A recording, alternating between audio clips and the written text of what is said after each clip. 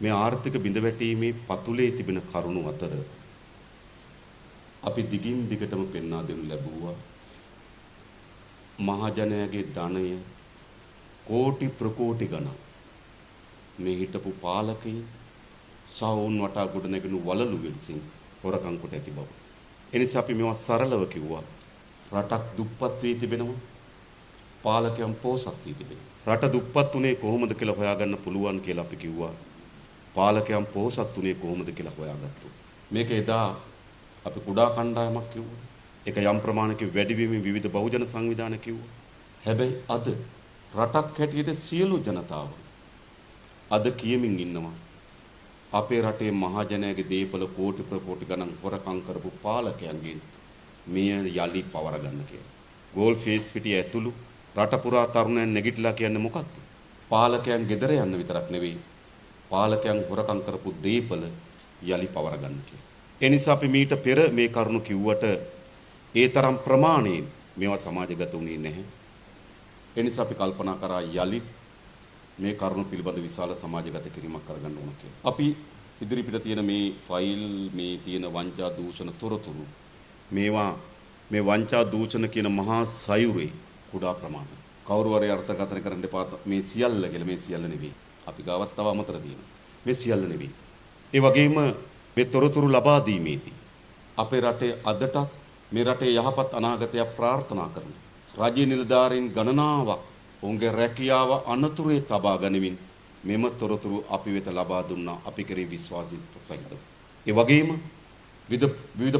විවිධ විමර්ශන ආයතනවල නිලධාරීන් විටින් විට මේවා සිදු වෙන්නේ නැති වෙනකොට මේ පිළිබඳ තොරතුරු අපිට ලබා දුන්නා. අඩුම තරමේ ආණ්ඩුව මේවා කරන්නේ නැත්නම් ඕගොල්ලෝ මේවා රටට හරි කියන්න කියලා. පහුගිය දවස්වල විශාල හාවක් හුවක් ගියා. කවදද මේවා දාන්නේ? ෆයිල් තියෙනවද? තියෙනවා නම් දාන්න වගේ ඒවා ගියා. සමහර අය මම හිතන සද්භාවයේ Tamanට ඇත්තට මේම තොරතුරු ලබා ගැනීම තොරතුරු දැන ගැනීම පිපාසාවෙන් මේවා ඉල්ලපු බොහෝ පිරිසක් ඉන්න බව අපි දන්නවා. ඒ වගේම කුඩා කණ්ඩායමක් යම් සමච්චලයට හැල්ලුවට මෙම තොරතුරු ඉල්ලපුව බවත් අපි දන්නවා. ඒ වගේ තවත් කණ්ඩායමක් අපි ගාව තියෙන්නේ මොනවද? යාගේ එකක් තියනවාද දන්නේ නැහැ කියලා. දැනගැනීමේ උවමනාවෙන් මේවා දාන්න කියපු බවත් අපි දන්නවා. මේ කණ්ඩායම්ම මේවා ඉදිරිපත් කරන්න කියලා කිව්වා. ඉතින් යලි අපි ඉදිරිපත් කරා. ඒ වගේ මේ තොරතුරු ඉදිරිපත් කිරීමේදී අපි මෙහෙම සැලකිල්ලට භාජනය කරලා තිබෙනවා. අපි දන්නවා වංචනිකයට තියෙන හොඳම අවස්ථාව තමයි තමන්ගේ වංචාවෙන් අපි කොච්චර ඒවා දන්නවාද කියන එක දැන ගැනීම. ඒකත් වැදගත්. ඒ නිසා අපි ඒ පිළිබඳවත් මෙම තොරතුරු ඉදිරිපත් කිරීමේදී ප්‍රවේශම් වුණා. එමත් අපි ප්‍රවේශම් වෙලා තිබෙනවා. මේක නිකන් වංචනිකයට සියල්ල එහෙම නැහැ. එහෙම කරන්නේ නැහැ. හරි. අපි අතිශය ප්‍රවේශම් සහගත වී තිබෙන කුමන පංගුවක්ද කියන්න උනා. කුමන පංගුවක්ද නොකිය යුත්තේ කියලා. ඒ වගේම මෙතන සමහර ඒවා තිබෙනවා දැනටමත් පැමිණිලි කරලා තිබෙන විමර්ශන ආයතන වෙත. සමහර ඒවා තිබෙනවා විමර්ශන ආයතන විසින් යටපත් කරලා දේවා. සමහර ඒවා තිබෙනවා නීතිපති දෙපාර්තමේන්තුවේ තිබෙන ඒවා. සමහර ඒවා තිබෙනවා නීතිපති දෙපාර්තමේන්තුවේ ලාච්චුවේ කොහොමත් ලාච්චුවේ තමයි හංගපු ලාච්චුවේ තියෙන්නේ. සමහර ඒවා තිබෙනවා අධිකරණයෙන් තාක්ෂණික හේතු මත ඉවත් කරපුවා. පහුගිය කාලේ පුරුද්දක් හැටියට සිද්ධ වෙච්ච. ඒ නිසා මෙවැනි ලිපිගොනු ගණනාවක් මේ ඇතුළේ තිබෙනවා. ලෝකයේ කොතනක හෝ වංචා දූෂණ පිළිබඳව මාධ්‍ය වාර්තා කරනවා නම් වංචා දූෂණ පිළිබඳව යම් පර්යේෂණ ආයතනයක් ඉදින් පරීක්ෂණයක් කරනවා නම් මොකක් හරි එකක් ලංකාවෙත් අහුවෙනවා. මේක දැන් සුලභ දසුන්. ඒ නිසා ඒවා ලන්ඩන් මහා අධිකරණයේදී හෝ එක්සත් ජනපදයේ අපරාධ පරීක්ෂණ දෙපාර්තමේන්තුවෙන් හෝ එතන ඕස්ට්‍රේලියාවේ මාධ්‍ය සංවිධාන විසින් හෝ පැන්ඩෝරා හෝ මෙවැනි කිසි දෙයකින් එළිදරව් වීමට පෙර එළිදරව් කරන ලද දේ. හැබැයි අපි ස්තුතිවන්ත වෙනවා. අපි විසින් එළිදරව් කරන දේ ජාත්‍යන්තර වශයෙන් මේවා යලි ශක්තිමත් කොට ස්ථීර කොට තිබෙනවා. ඒ නිසා මා පළමුව ඔබට ඉදිරිපත් කරන ඒ ෆයිල් කීපයක්. මොනවද? අප ළඟ තිබෙන අප පැමිණිලි දමා තිබෙන විටින් විට අපි පාර්ලිමේන්තුවේ ඉදිරිපත් කරන ලද එහෙත් කිසිදු පරීක්ෂණ ක්‍රියාවලියක් ඉදිරියට නොගිය එහෙත් ජාත්‍යන්තරයේදී විවිධ අවස්ථාවල එළිදරව් වූ කරුණු මම එකින් එක ඔබට තෝරා ගන්නම්. ආරම්භයක් ලෙස විශේෂයෙන් ගත්තොත් ඔබ දන්නවා පහුගියදා ඇමරිකන් එක්සත් ජනපදයේ නඩුවක් ගියා ලංකාවේ ඇමරිකන් එක්සත් ජනපදයේ හිටපු තානාපති ජාලි වික්‍රමසූරිය පිළිබඳව. මේ ජාලී වික්‍රමසූරිය පිළිබඳ ගියපු නඩුව තමයි ලංකාව වෙනුවෙන් තානාපති කාර්යාලයක් මිලදී ගැනීමේදී ඔහු මුදල් වංචා කොට ඇති බව. මේ පිළිබඳව අපි පැමිණිල්ලක් කරලා තිබුණා විමර්ශන ආයතන වෙත. නඩුවක් වාර්තා කරලා තිබුණා. ජාලී වික්‍රමසූරිය අප ලබා පවුල පිටින් පැනලා ගියා. ජාලී වික්‍රමසිංහ යනු මහින්ද රාජපක්ෂගේ ඥාති සොහොයුරෙකි. එතකොට අද මේ මාසයේ ජාලී වික්‍රමසිංහගේ නඩුවේ අවසන් තීන්දුව ලබා දීමට නියමිතව තිබෙන එක්සත් ජනපදයේ ඒ පිළිබඳ සමස්ත වාර්තාව තිබෙනවා. ඒ කියන්නේ රජය විසින් ලබා දෙන ලද ඇමරිකානු ඩොලර් 6 මිලියන 6.25. ඒ කියන්නේ ඇමරිකන් ඩොලර් 62,50,000ක මුදලින් ඇමරිකානු ඩොලර් 33,20,000ක මුදලක් කොමිස් මුදල් ලෙස පෙන්වා අයථා පරියන්ත කිරීම පිළිබඳව චෝදනා. ඒ කියන්නේ ඇමරිකන් එක්සත් ජනපදයේ තානාපති කාර්යාලය මිලදී ගැනීම සඳහා වෙන් කරන මිලියන 6.2ක්. ඒකෙන් ගහලා තියෙනවා මිලියන 3.3. ඒ කියන්නේ 55%ක් ගහලා තියෙනවා. මේ ඒ තොරතුරු අද ඇමරිකන් එක්සත් ජනපදයේ අධිකරණයේදී ඔහු පිළිගෙන තිබෙනවා එවැනි කොමිස් මුදලක් ගත්තු බවට. ඔහු පිළිගෙන තිබෙනවා අධිකරණයට. හරිද? මේ අද අපේ රටේ ජනතාවගේ සල්ලි. ඊළඟ ඔයගොල්ලෝ දන්නවා පහුගියදා පැන්ඩෝරා පේපර් හරහා එළියට ආවා. ඩොලර් මිලියන 160කට ආසන්න මුදලක් තිරුනඩේෂන් සහ නිරූපමා පවුලට හිමිකාරීත්වය අපි දිගින් දිගටම අදත් කියනවා. අපි දිගින් දිගට පෙන්වා දෙනු ලැබුවා තිරුනඩේෂන්ගේ නමින් තමයි බැසිල්ගේ ගොඩක් දේපල තිබෙන්නේ කියලා. ඒක සමහර අය මට කිව්වා මේක පාර්ලිමේන්තුවේ නැතුව එළිය කියන්න කියලා. එළිය අවස්ථා ගණනාව කිව්වා අදත් කියනවා. අදත් කියනවා. එළිය අවස්ථා ගණනාව කිව්වා අදත් කියන එහෙම තමයි තියෙන්නේ. ඔයගොල්ලෝ දන්නවා සුප්‍රසිද්ධ ගනුදෙනුවක් සිද්ධ වුණා ගින්නිල්වලා කියන ගනුදෙනුව. මේ ගින්නිල්වලා කියන ගනුදෙනුව ඇවිල්ලා අපි ඉන්නවා අමාත්‍යංශ ලේකම්වරු ගණනාවක්. හිටපු අමාත්‍යංශ ලේකම්වරු.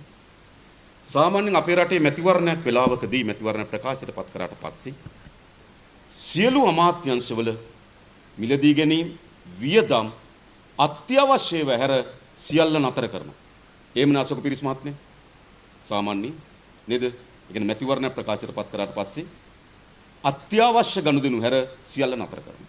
හැබැයි එසේ තිබියදී වාරි මාර්ග අමාත්‍යංශයේ ලේකම් අයිවන්ද සිල්වා කියන මහත්මයා විසින් ඒ වෙලාවේ වාරි මාර්ග ඇමති නිමල් සිරිපාල් සිල්වා 2014 12/24 ඒ කියන්නේ කවද්ද? ඡන්දේ ජනවාරි 8 මේ 2015 මිලියන 1000ක් චීන සමාගමක් වෙත ලබා දෙනවා. 2015 2015 ජනවාරි මාසේ 1 වෙනිදා මිලියන 2009ක් එම සමාගමට නැවත ලබා දෙනවා. 2015 1/6 අනිද්දා අද මම දන්නේ රජේ කාර්යාලය අරලා තියෙනවා කියලා. මිලියන 1003ක් ලබා දෙනවා. මේ ඔක්කොම ගත්තාම මිලියන 4100. එක පස් පිටල්ලක් කපලා නැහැ.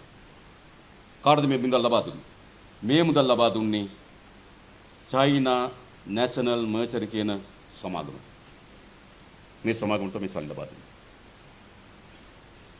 ඒ සමාගමේ තිබෙනවා හොන්කොන් වල account එකක්. නාගාව accounts numbers මේ ෆයිල් එකේ දිනනවා. හොන්කොන් වල තියෙන account එකෙන් මුදල් වගේක් නිදහස් කරනවා රූත් ඉන්ටර්නැෂනල් කියන සමාගමට. ඒකත් හොන්කොන් වල තියෙන account එක. ඒකට විටින් විට නිදහස් කරලා තියෙනවා ඩොලර් මිලියන 5ක්. ඩොලර් මිලියන 5ක්. එතකොට වාරි මාර්ග අමාත්‍යංශෙන් කඩිමුඩියේ චීන සමාගමට සල්ලි දෙනවා.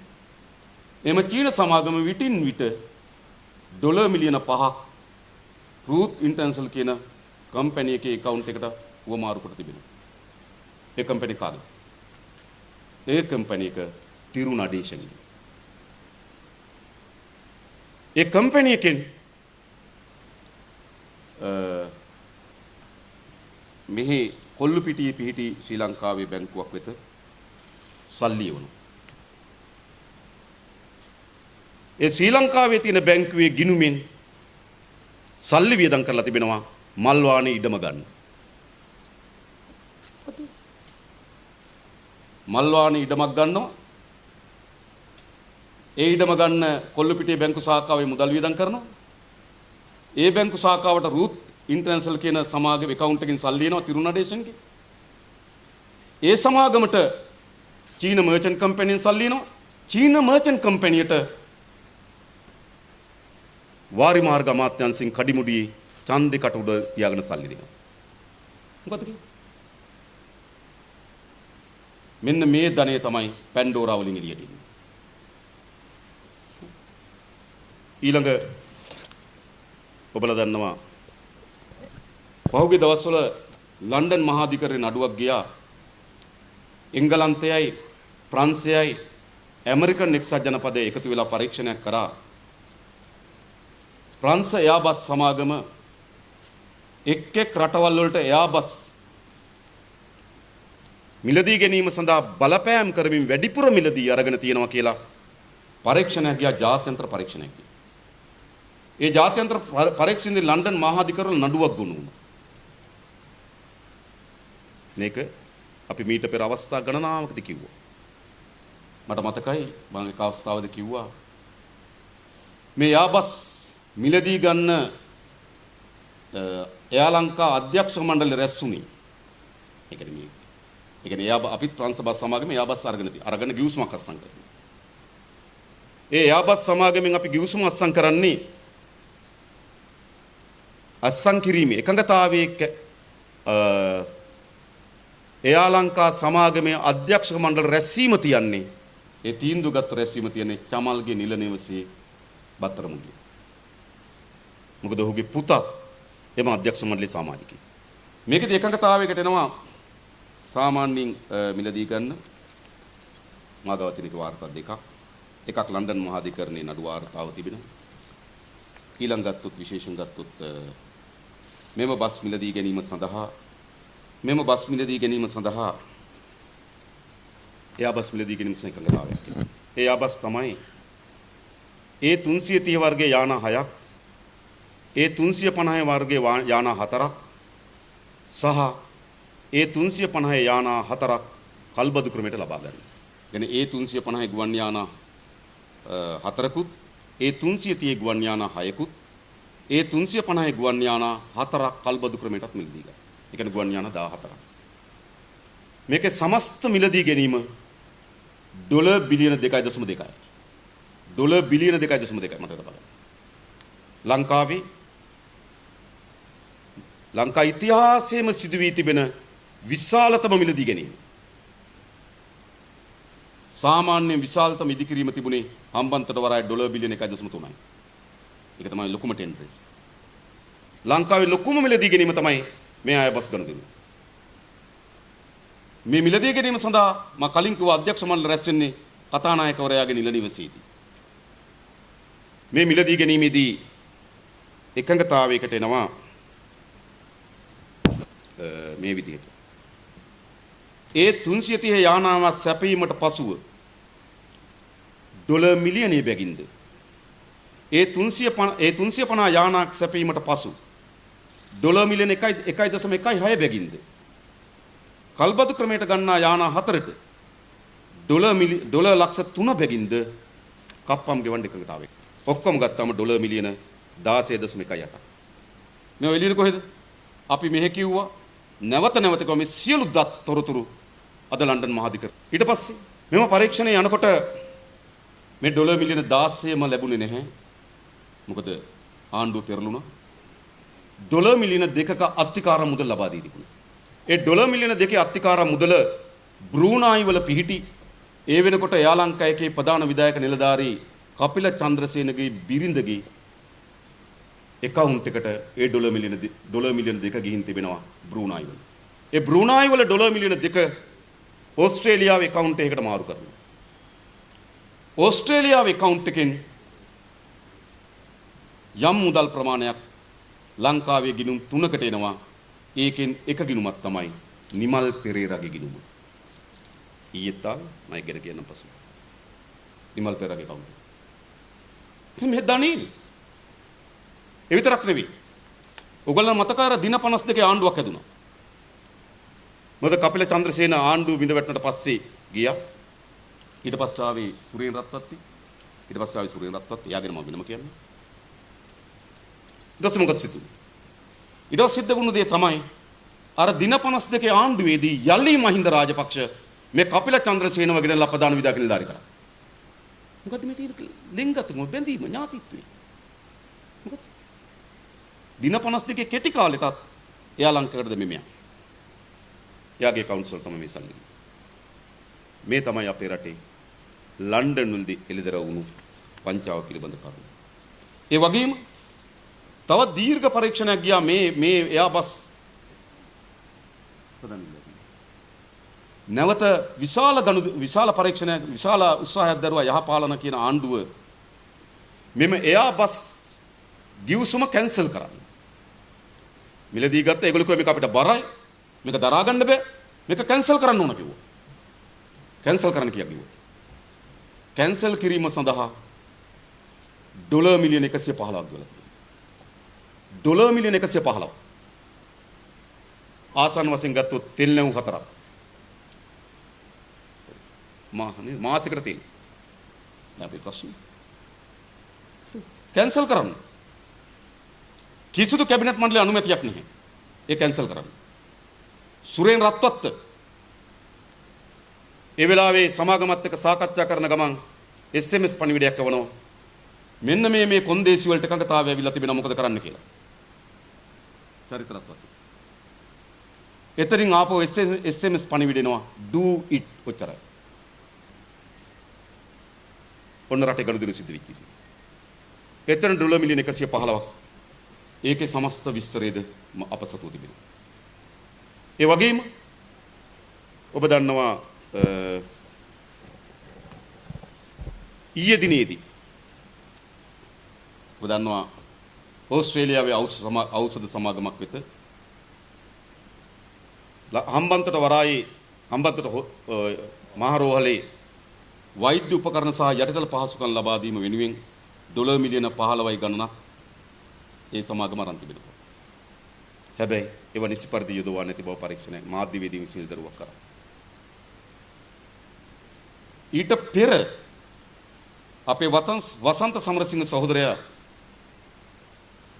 පැමිණිල්ලක් දැම්ම අපරාධ පරීක්ෂණ දෙපාර්තමේන්තුවට ඔය FCID එකට පැමිණිල්ලක් දැම්මා. කොටුවේ අර ටෙලිකොම් එක ඉදිරිපිට තියෙන අක්කර 4යි පර්චේස් 4 අක්කර 4මාරක් අතර භූමියක් ක්‍රිස් කියන සමාගමකට පවරා දුන්නා හොටෙල් සංකීර්ණයක් ඉදි කරන්න. ඔබට මතක ඇති ඒ කාලේ ලොකු සාකච්ඡාවක් ගියා. අර මන්දනා ඉස්මායිල් කියන මාධ්‍යවේදිනිය පැහැර ගන්න යන්න ආවේ. එම ක්‍රිස් ගනුදෙනුවේ සමහර තොරතුරු ඈගාව තිබෙනවා. ඒ සඳහා කියලා ලොකු රාවයක් ගියා මතක ඇති. 2014 වගේ වකවානුව. ඔන්න ක්‍රිස් ගනුදෙනුව පිළිබඳව අපේ වසන්ත සමරසිංහ සහෝදරයා පැමිණිල්ලක් කරා. ඒ පැමිණිල්ලට අනුව විමර්ශනයක් ක්‍රියාත්මක වුණා. ඒ විමර්ශනයේදී තමයි සිංගප්පූරු වල පිහිටි account එකකට සල්ලි මාරු වී තිබෙන බවත් අර ඖෂධ සමාගමෙන් එතෙන්ට සල්ලි එවා තිබෙන බවත් ඒ සල්ලිත් නිමල් පෙරගේ account එකට ඇති වී තිබෙන බවත් ක්‍රිස් එකේ සල්ලිත් නිමල් පෙරගේ account එකට ගොස් තිබෙන බවත් මෙක්කම ලෙදර වී තිබෙනවා. මා හිතන්නේ පිළිබඳව වැඩි විස්තර ඒක තියෙන සම්පූර්ණ හම්බන්තොට රෝවල සහ සම්පූර්ණ විස්තර අපේ වසන්ත සමරසිංහ සහෝදරයා පිළිබඳව වඩාත් විස්තර දන්නවා. ඒ පිළිබඳව තොරතුරු අපි ගාව තිබෙනවා. ඊළඟ ප්‍රධානම ප්‍රශ්නේ තමයි පහුගිය කාලේ සිද්ධ වුණු ඒක තමයි අපේ රටේ සිද්ධ වුණු තාමත් බරපතල අපේ අමාත්‍යාංශයේ ලේකම්වරු ඉන්නවා. මේගොල්ලෝ දන්නවා. අපේ රටේ මිලදී ගැනීම සහ ඉදිකිරීම පිළිබඳව සාමාන්‍යයෙන් තිබුණා ඒවා කරන්නේ කොහොමද කියලා රෙගියුලේෂන් තිබුණා. ඒ කියන්නේ නැෂනල් ප්‍රොකියුමන්ට් ඒජන්සි එකක් තිබුණා. ජාතික ප්‍රසම්පාදන ඒජන්සිය ආයතනයක් තිබුණා. මේ ආයතන විසින් තමයි මේ ප්‍රසම්පාදන ක්‍රියාවලිය කරේ. හැබැයි 2011 දී මේ ප්‍රසම්පාදන ක්‍රියාවලිය වෙනස් කරා. මේ ප්‍රසම්පාදන ක්‍රියාවලිය වෙනස් කරලා අපේ රට අලුතින් ඇතුල් කරනවා unsolicited කියන සංකල්පය. ඒ කියන්නේ කැමැත්ත ප්‍රකාශ කරලා යෝජනාවක් අරගෙන ඉන්න පුළුවන්. මුකුත් ඕනේ. ඔබට පුළුවන් ව්‍යාපෘතියක් හොයාගෙන සල්ලි හොයාගෙන ගිහිල්ලා ආණ්ඩුවට කියන්න මෙන්න මේ ව්‍යාපෘතිය කරමු මෙන්න සල්ලි. ඒ කියන්නේ අපේ අවශ්‍යතාවයන් සඳ වෙනද අපේ ටෙන්ඩර් පටිපාටියේදී කරන්නේ අපිට අවශ්‍ය වෙන ව්‍යාපෘතිය තෝරාගෙන අපි අවශ්‍ය ව්‍යාපෘතිය වෙනුවෙන් ටෙන්ඩර් කැඳවුණා. ඒක තමයි සාමාන්‍ය ක්‍රියාවලිය. හැබැයි 2011න් පස්සේ ක්‍රියාවලිය දියත් වුණා අවශ්‍යතාව නෙවෙයි ඒජන්සියකට පුළුවන් නැවිලා මෙන්න අපි හම්බන්තොට වරාය හදන්න සැලසුම් කරලා තිබෙනවා.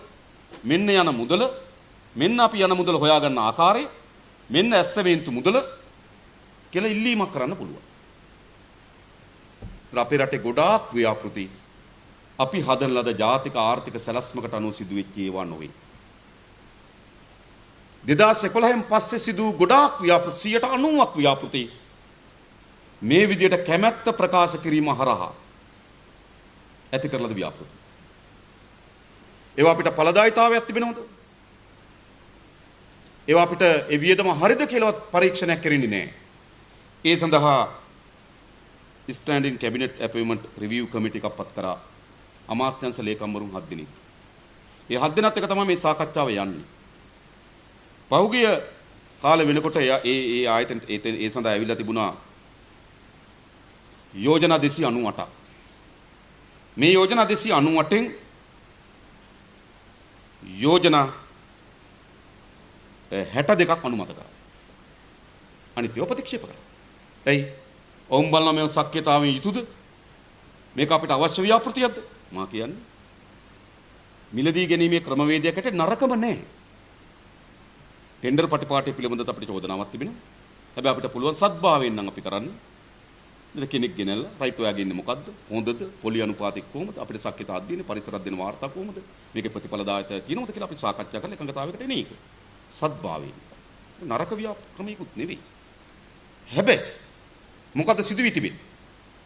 අර ප්‍රතික්ෂේප කරලා ඒ වගේ අපේ රටේ අලුත් සංකල්පයක් හැදුනා. කැබිනට් මණ්ඩලයේ අනුමැතිය හරහා ඕන එකක් කරන්න පුළුවන්. ඕන එකක් කරන්න බෑ. දැන් සංකල්පයක් තියෙනවා. මම දැන් ගොඩක් තැන් වල කියලා මේ කැබිනට් මණ්ඩලයේ අනුමැතිය තියෙනවනේ. ඒ කැබිනට් මණ්ඩලයේ අනුමැතිය තිබ්බ කියලා මොකද? කැබිනට් මණ්ඩලයට එවැනි අනුමැතියින් කරන්න පුළුවන්කම තිබෙන හදිසි මිලදී ගැනීම සඳහා. එමුනා සුකුමත් හදිසි මිලදී ගැනීම සඳහා. සුනාමියක් එනකොට හදිසියේ කූඩාරම් ටිකක් අවශ්‍ය වෙනවා නිවැසියන්ට. අපි ඒ වගේ වෙලාවට කැබිනට් එකෙන් අප්‍රූවල් එකක් ගන්නවා. නිසි මිලදී ගැනීමේ පටිපාටි අනුගමනය කරොත් අපිට ඒකට බහඬ සපයා ගන්න බැරි වෙන නිසා. හැබැයි මෙතන සිද්ධ වෙන්නේ එහෙම නෙමෙයි. මේ කිසිවක් හදිසි මිලදී ගැනීම නෙමෙයි. මේක ASCII තමයි අපේ රටේ මහජනයාගේ ධනෙ කෝටි ප්‍රකෝටි ගණන් ගලාගෙන ගිහපු මාවත. මාගාව තිබෙනවා මේ ව්‍යාපෘති 51ක්.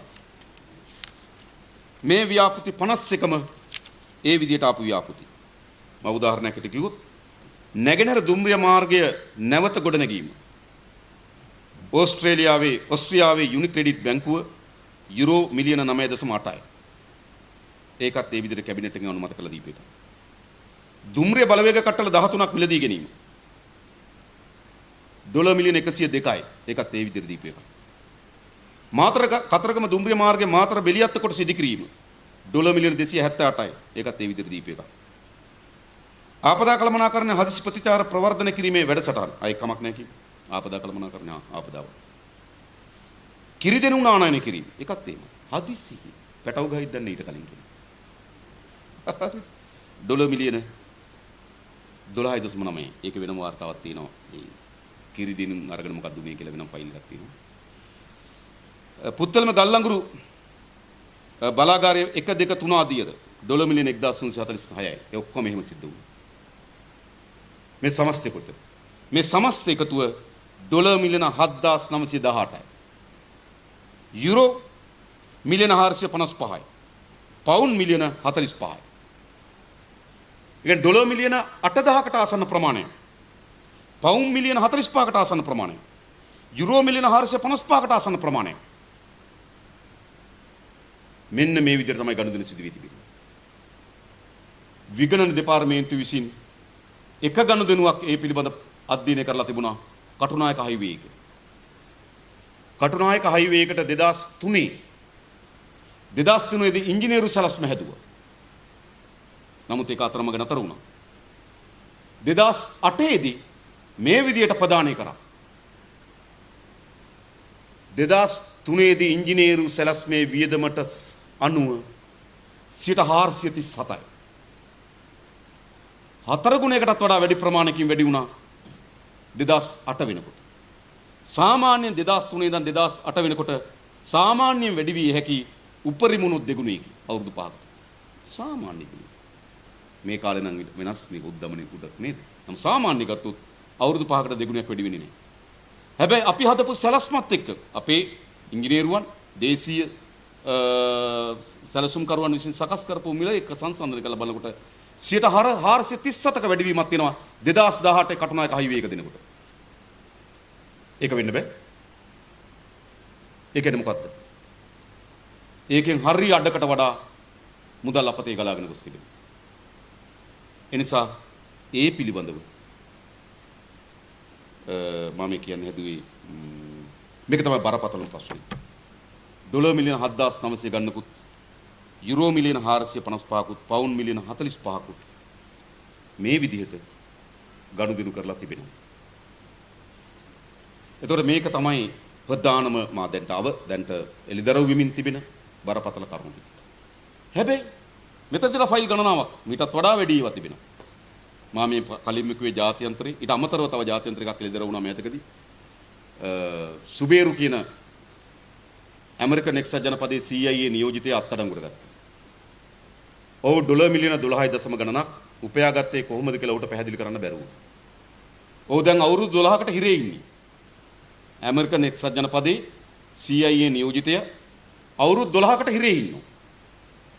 එයාගේ ගිණුම් පරීක්ෂා කරගෙන යනකොට අජිත් නිවාඩ් කබ්‍රාල් මහ බැංකුවේ අධිපතිවරයා හැටියට ඔහුට ගෙවලා තියෙනවා ඩොලර් මිලියන 6.5. ලංකාවේ ප්‍රතිරූපයේ ඉහළ නැන්වීම වෙනුවෙන් එක්සත් ජනපදයේ. ඔහුත් හිරේ. හරනම් කබ්‍රාලුත් හිරේ යන්න ඕන. නීතිය නම්. නමුත් එහෙම වෙන්නේ. එතකොට මොකද උනේ? එහෙ පරීක්ෂණයේදී එළිදර වුණා. එහෙ පරීක්ෂණයේදී එළිදර වුණා. සුබේරු පිළිබඳ පරීක්ෂණ ඉස්සරහට යන එළිදර වුණා. එයාගේ ගිණුම් පරීක්ෂා කරන එළිදර වුණා. මොකද්ද? අජිත් නිවාඩ් කබ්‍රාල් මහ බැංකුවේ අධිපතිවරයා ලෙස ඩොලර් මිලියන 6.5ක් සුබේරුට ගෙවා තිබෙන බවත් ඇමරිකන් එක්සත් ජනපදයේ කියනවා ඒවා ලංකාවේ ප්‍රතිරූපයේ ප්‍රවර්ධනය කිරීම සඳහා යොදවා නැති බවත්. එකක් කියන මේ පරීක්ෂණයේදී. හරියට මේව කරන්න ඕන මෙහි නේද? ඒ නිසා හරි පැහැදිලි. අද ජාත්‍යන්තරයේ කොතනද එකක් එළිදරව් වෙන්නේ? පැන්ඩෝරා පේපර්ස්ද? පැනමා පේපර්ස්ද? ලන්ඩන් මහාධිකරණයේද? ඕස්ට්‍රේලියාවේ මාධ්‍යවේදීන්ද? නේද? එක්සත් ජනපදයේ තානාපති කාර්යාලය මිලදී ගැනීමද? එක්සත් ජනපදයේ CIA නියුක්තියක අත්අඩංගුවට ගැනීමද? මේ ඔක්කොගෙම අපේ රටේ ඉහළ දේශපාලනයෙන් සහ රාජ්‍ය නිලධාරීන් කණ්ඩායමක් අත්අඩංගුවට පත් වී තිබෙන එළිදරව් වී තිබෙනවා. මේ සියල්ල මේ දේශපාලන රැකවරණ සහිතව සිදු වූ දේ. ඒ වගේම අවසන් වශයෙන් කියන්නේ තව මේක වැඩක් තියෙනවා. මම හිතුවේ මෙහිම ඔක්කොම කියන්න බෑ. එක එක්කෙනාට අවිල්ල එක ෆයිල් එක අරන් දෙන්න. මම ඒක කියන්නේ. මොකද හිතන්නේ? මම්ම තෝරාගෙන කියනවට වඩා හොඳයි නේ? ඈ? තියෙනවා. හරිද? ඉතින් කාට හරි ඇවිල්ලා ෆයිල් එකක් තෝරලා දෙන්න. ඒතරේ ෆයිල් එකේ මොකද්ද තියෙන්නේ කියලා අපිට පැහැදිලි කරන්න පුළුවන්. මොකද දන්නවද? අපේ රටේ මේ දූෂණය කියලා කියන්නේ තනි මිනිහෙක්ගේ තනි හිතුවක්කාරී වැඩක් නෙවෙයි. ඒ කියන්නේ දරුවෙක් එහාවත්තට පැනලා අඹගෙඩි දෙකක් පොල් ගෙඩි දෙකක් ඇහිඳනවා වගේ ප්‍රශ්නයක් නෙවෙයි මේ. ඒක තනි හිතුවක්කාරී වැඩක්. මේක තනි හිතුවක්කාරී වැඩක් නෙවෙයි. මේක රාජ්‍ය යාන්ත්‍රණයක ආශිර්වාදයේ සහිතව ජනතාවගේ ජනවාරමය බලය ජනතා පරමාධිපත්‍ය සහිත පාලන බලයට පත් වූ කණ්ඩායම තමන්ගේ රැකවරණ සහිතව දියත් කරන මහා පරිමාණ විනාශකාරී ක්‍රියාවලිය. මේකට ඉන්නවා දේශපාලකයන්. මේ දූෂිත වලල්ලක් සමන්විත වෙලා තිබෙනවා. ඒකට දේශපාලනකින් කණ්ඩායමක් ඉන්නවා. දේශපාලක විතරද? දේශපාලක විතරද?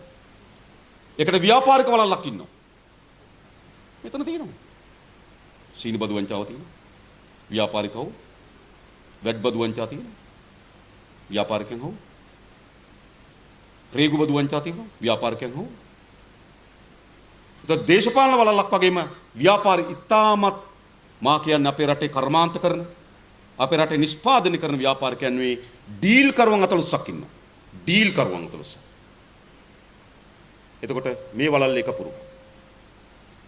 ඊළඟ මේ වලල්ලේ ඉන්නවා අපේ 2400ක් වන පරිපාලන සේවයේ 50ක වගේ පිරිසක් මේ වලල්ලේ තුල ඉන්නවා. එතකොට මේක රාජ්‍ය පරිපාලනයේ කණ්ඩායමක් මේ දූෂිත වලල්ලේ ඉන්නේ. ඔවුන් පිළිබඳව මේක විස්තර දෙනවා. සමහර ලේකම්වරු, සමහර අධ්‍යක්ෂකවරු, දැන් මම කලින් කිව්වා අයිවන් සිල්වා ලේකම්වරු ඒ පිළිබඳව තොරතුරු දෙන්න. ඊළඟ මේ දූෂිත වලල්ලේ ඉන්නවා විමර්ශනය කරන කණ්ඩායමේ කොටසක්. 84000ක් වන පොලිසියෙන් කුඩා ප්‍රමාණය 50ක 60ක කුඩා 14ක් මේ දූෂිත වලල්ලේ කොටස් කරුවා. ඊළඟ මේ දූෂිත වලල්ලේ ඉන්නවා යම් මාධ්‍ය හිමිකරුවන්. ඔවුනුත් මේ දූෂිත වලල්ලේ කොටසක්. ඒකත් මට වඩා මාධ්‍ය විද්‍යාවකන් දන්නවා ඒක. දූෂිත වලල්ලේ කොටස. තව අපි කැමති වුණත් අකමැති වුණත් යථාර්ථේ නම් නීතිය මොකද්ද? අධිකරණයට නඩු ගොනු කරන හා නඩු වග විභාගයට ලක් කරන තැන්වල මේ දූෂිත වලල්ලේ කොටසක් ඉන්නේ. ඇත්ත මේක. නේද? මම ප්‍රවේශමේ වචනේ පාවිච්චි කරන්නේ. හරිද? ඔයගොල්ලන් තේරෙනවද මොකද කියන්නේ කියලා? මේක තමයි දූෂිත වලල්ල. તો දේශපාලන අධිකාරිය ආණ්ඩුවක් මාරු වුණාම මොකද වෙන්නේ? දූෂිත වලල්ල චුට්ටක් හෙල්ලෙනවා. චුට්ටක් හෙල්ලෙනවා. හෙල්ලිලා අලුත් කණ්ඩායමක් වෙලා ස්ථාවර වෙනවා. ව්‍යාපාරික වලල්ල මොකද වෙන්නේ? ඒක චුට්ටක් හෙල්ලෙනවා. හිටපු අය ටිකක් එළියට වැටෙනවා. අලුත් ටිකක් ඇතුල් වෙනවා. හිටපු අයමත් ඉන්නවා. බලන්න හොඳ කල්පනා නම් ගම් එක කියන්න පුළුවන්. ඒ දූෂිත වලල්ල නැවත ශක්තිමත් වෙන මාස දෙකක් ඇතුළත. ඒ නිසා තමයි ජනවාරි මාසේ 8 වෙනිදා 2015 මෛත්‍රීපාල මහත්තයා ජයග්‍රහණය කරාට පස්සේ ජනවාරි මාසේ 9 වෙනිදා මෛත්‍රීපාල සිරිසේන මුණ ගැහෙනවා ඇවන්ගාඩ් මුදලාලි. වජිර අභිවර්ධන එක්කයි යන්නේ. අරක චුට්ටක් හෙල්ලෙනවා ආයේ සමහර අයකින් සමන්විත වෙනවා. ඒ වලල්ල හැදෙනවා. ඊළඟට රාජ්‍ය නිලධාරී චුට්ටක් හෙල්ලෙනවා. සමහර අය මොකද කරන්නේ? සාමාන්‍ය කතාවක් තියෙන ටයි එක මාරු කරනවා. මේක හරි ජනප්‍රිය කතාවක් නේ. ආයේ ඒකත් අර දූෂිත වලල්ලේ ආයේ දූෂිත වලල්ල කණ්ඩායම සම්බන්ධ වෙනවා. ආරක්ෂක නීති විසඳන මේ හැමතැනම මොකද වෙන්නේ? චුට්ටක් හෙල්ලෙනවා. ආයේ මොකද වෙන්නේ? අරකට එක ස්ථාවර වෙනවා. ඒ නිසා අපි හුදු ආණ්ඩු පෙරලියකින් පමණක් මේ දූෂිත වලල්ල පරාජයටපත් කරන්න බෑ. හුදු ආණ්ඩු පෙරලියක විතරක් කරන්න බෑ. මේකට අවශ්‍ය වෙනවා වංචා දූෂණ වලට එරෙහිව ප්‍රබලතම මහජන ව්‍යාපාරය කරා පමණයි මේ දූෂිත වලල්ල පොඩි පට්ටම් කළ හැකි වන්නේ. එහෙම නැතුව බෑ. මේක දූෂිත වලල්ල තාප්පයක් චීන මාස් පාකාරයෝ. නේද? ගලක් දෙකක් ගැලවෙනවා ගලක් දෙකක් හයි වෙනවා. ආයෙ ගලක් දෙකක් ගැලවෙනවා ගලක් දෙකක් හයි වෙනවා. ඒ දූෂිත තාප්පේ ඒ විදිහටම තියෙනවා. මේ පොඩි පට්ටම් කරන්න ඕන. මහජනයාගේ ධනය කෝටි ප්‍රකෝටි ගණන් නැති කරලා අද දරුවට කිරිපි පැකට් එකක් නැතුව අද අපේ රටේ පෝලිං වල 8ක් 10ක් මිය ගියා. නේද? මේ දූෂිත වලල්ල දඬුවම් දෙන්න ඕනේ නැද්ද? අන්නේ දූෂිත වලල්ලත් එක්ක හැප්පෙන්න පුළුවන්කම තිබෙන්නේ අපි හැමදාම කියනවා දූෂිතයෙකුට දඬුවම් දිය හැකි වන්නේ අදූෂිත ව්‍යාපාරයකට විතරයි. අන්න අපි ඒක ගොඩ නගනවා. දූෂිතයෙකුට තව දූෂිතයෙකුට දඬුවම් දෙන්න බෑ. ඉතින් අපි මේ පිළිබඳ කරුණු කරමු. ඒ වගේම මේ ෆයිල් පිළිබඳ කිව්වොත් මෙතන දේශපාලකයන්ගේ තියෙනවා, රාජ්‍ය නිලධාරීන්ගේ තියෙනවා, ව්‍යාපාරිකයන්ගේ තියෙනවා, විමර්ශන නිලධාරීන්ගේ තියෙනවා, විමර්ශනයේ උඩින් ඉන්න නිලධාරීන්ගේ තියෙනවා. කට්ටිය. හරි. අපි දන්නේ මේ ආරුම් පුදුම දේවල් නෙවෙයි. හරිද? මොකද්ද? නේද? අල්ලස්සෝ දූෂණ කොමිසම සභාවේ සභාපතිවරයා අල්ලස්සක් කරන් ඒ අල්ලස් කොමිසම නඩුවක් තියෙනවා. ඔය ජනවාරි 1 වෙනිදා දාපු නඩුව පැමිණිල්ලක් අපි. ඒ කියන්නේ අල්ලස්සෝ දූෂණ කොමිසම සභාවේ සභාපතිවරයා නමත් අවශ්‍යයි. බාලපට වෙන්නේ.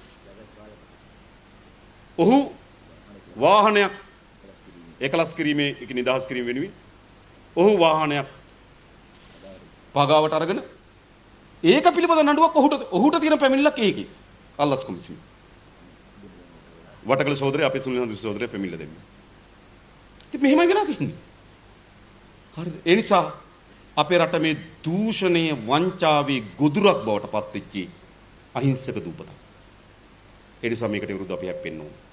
ඒ නිසාම අවසන් වශයෙන් ඔබට තවත් දීර්ඝ කතා කරන්න නැතුව ඔබට අවස්ථාව මේකේ තියෙනවා අපි තෝරාගත්ත විදිහක් තියෙනවා ටිකක් මේ උඩම තියෙන ටිකක් ලොකු ලොකු වගේ ඒවා. නැත්ත ඈ? ඔව් මේ වගේ. ඉතින් මේ ඔක්කොම තියෙන මේකේ බලන්න. ඉතින් මම හිතන ෆයිල් එකක් ගත්තාම නේද? එහෙම හොඳයිද? මොකද කියන්නේ? කවුද ඉස්සෙල්ලාම වාසනාවන්තයා? මම තව කියන්නේ. මේ දූෂණය තියෙන්නේ මිලදී ගැනීම වල තිබෙනවා. ප්‍රදානයන් කිරීම වල, ඒ කියන්නේ අපි ටෙන්ඩර් ප්‍රදානයන් කිරීම වල තිබෙනවා. ඊට අමතරව ගත්තොත් රජයේ ඉඩම් පැවරීම වල තිබෙනවා. ඊට අමතරව ගත්තොත් මේ දූෂණයන් ඇතුලේ රජයට කිසිදු බඳවා ගැනීමේ පටිපාටිකින් තොරව සේවකයන් බඳවාගෙන කරලාද බලපතන හානි පිළිබඳව මෙහි තිබෙනවා. ඉතින් මම සූදානම් සමහරව අපේ හඳුනන සහෝදරයෝ ඉන්නවා, සමහරව අපේ වසන් සහෝදරයෝ ඉන්නවා. අවබෝධය තියෙන අය අපි කරුණු කියන්න පුළුවන්.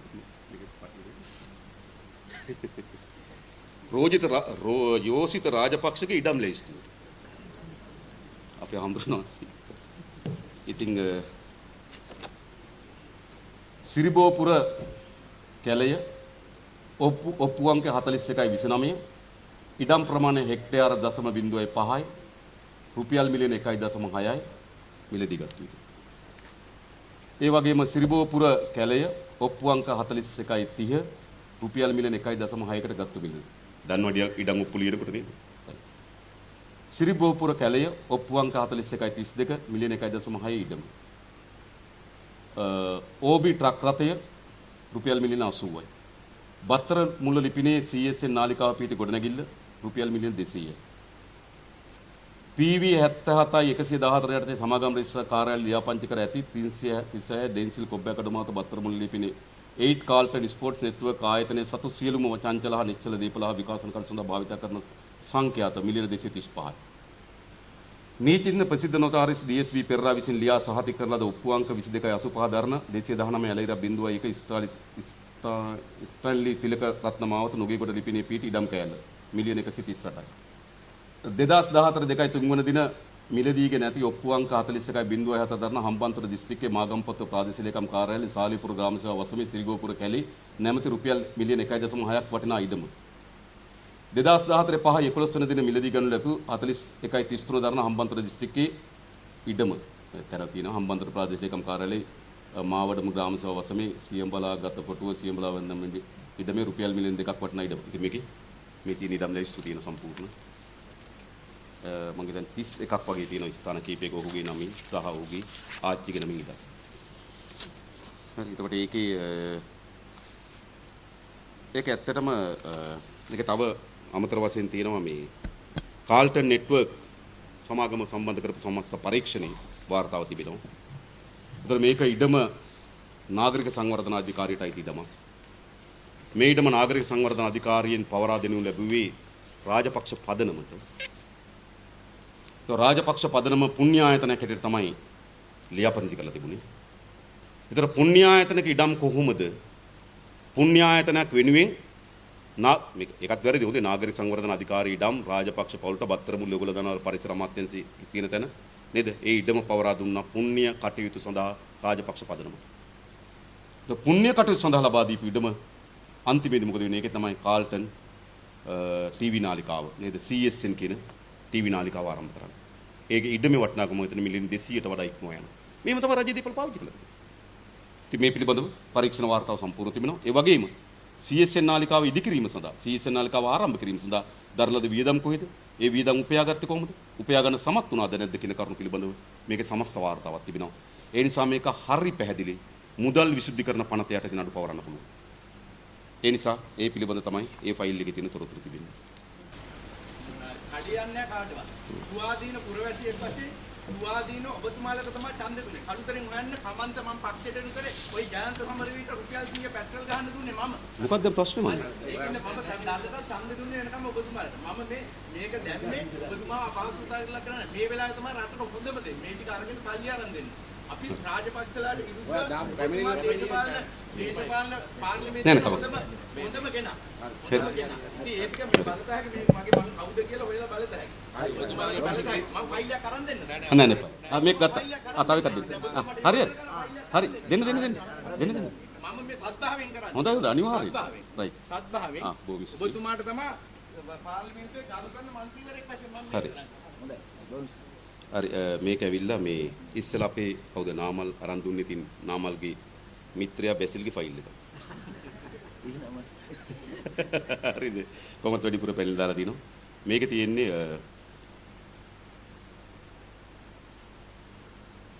මේකේ තියෙන්නේ උපයාගත්තු දීපල උපයාගත්තේ කොහොමද කියලා ඔප්පු කරන්න බැරුව තියෙන දීපල ලයිස්තු. එකක් තමයි බැසිල් රෝහණ රාජපක්ෂ උපයාගත් ආකාරය හෙළිකිරීමට නොහැකි අන්දමේ මුදල් භාවිත කර මල්වාන ගගබඩ පාරේ ඉඩමක් සහ දීපල මිලදී ගැනීම. ඊළඟ තියෙනවා බැසිල් රාජපක්ෂ රෝහණ රාජපක්ෂ යන 2010 11 ඒකේ විස්තර තියෙන ඉඩම් ඔක්කොම තියෙනවා හොඳේ. ඊළඟ එක තමයි බැසිල් රාජපක්ෂ 2010 11 25 වන දින අංක 11.3 මහවත්ත පාගල මාපිටකම මල්වාන යන ලිපිණේ උපයාගත් ආකාරය හෙළිකිරීමට නොහැකි අන්දමේ මුදල් භාවිත කර අක්කර 16ක විශාල පොල් ඉඩමක් හා රුපියල් මිලියන 64ක මිලදී ගැනීම සහ එහි රුපියල් මිලියන 125ක් වටනා ඉඩමක් ඇති කිරීම පිළිබඳව පැමිණිලා තිබෙනවා. ඊළඟ තියෙනවා බැසිල් රෝහණ රාජපක්ෂ විසින් උපයාගත් ආකාරය හෙළිකිරීමට නොහැකි අන්දමේ මුදල් භාවිත කර අංක 28 A බ්‍රවුන්ස් හිල් මාතර ලිපිණේ ඉඩමක් මිලදී ගැනීම ඒ ඉඩම මෙතර සිදු කරන ලද බැසිල් රාජපක්ෂ යන අය උපයාගත් ආකාරය හෙළිකිරීමට නොහැකි අන්දමේ මුදල් භාවිත කර අංක 28 A බ්‍රවුන්ස් හිල් මාතර යන ලිපිණේ අංක 1හි රූට් 2ක වපසර ගියුත් ඉඩමක් රුපියල් මිලියන 50කට මිලදී ගැනීම. මේ වගේ දීපල ලැයිස්තු තමයි ඒකේ තිබෙන්නේ. ඒ පිළිබඳ ඔප්පු තිරප්පුවල ලේඛන ඔක්කොම තිබෙනවා මේ ෆයිල්. තව කීපයක් තියෙනවා හොඳේ. ඒකේ ඊළඟ අපේ සහෝදරයා. ඉතින් මම හිතන්නේ වංචා දූෂණ වලට එරෙහිව අපි කවුරුත් සටනක යෙදෙනවා. ඉතින් එතුමා පුද්ගලයෙක් හැටියට පැමිණිලි ගණනාවක් කරලා තියෙනවා බොහොම ස්තුතියි. නේද? ඒකට හැම පුරවැසියෙක්ම තමන්ගේ ධනය නාස්ති කිරීම පිළිබඳව හැම කෙනාම ඒකට එරෙහිව සටනක් කළ යුතුයි. ඔහු තනියම මේ ගෙන යන සටනට අපි ස්තුතිවන්ත වෙනවා.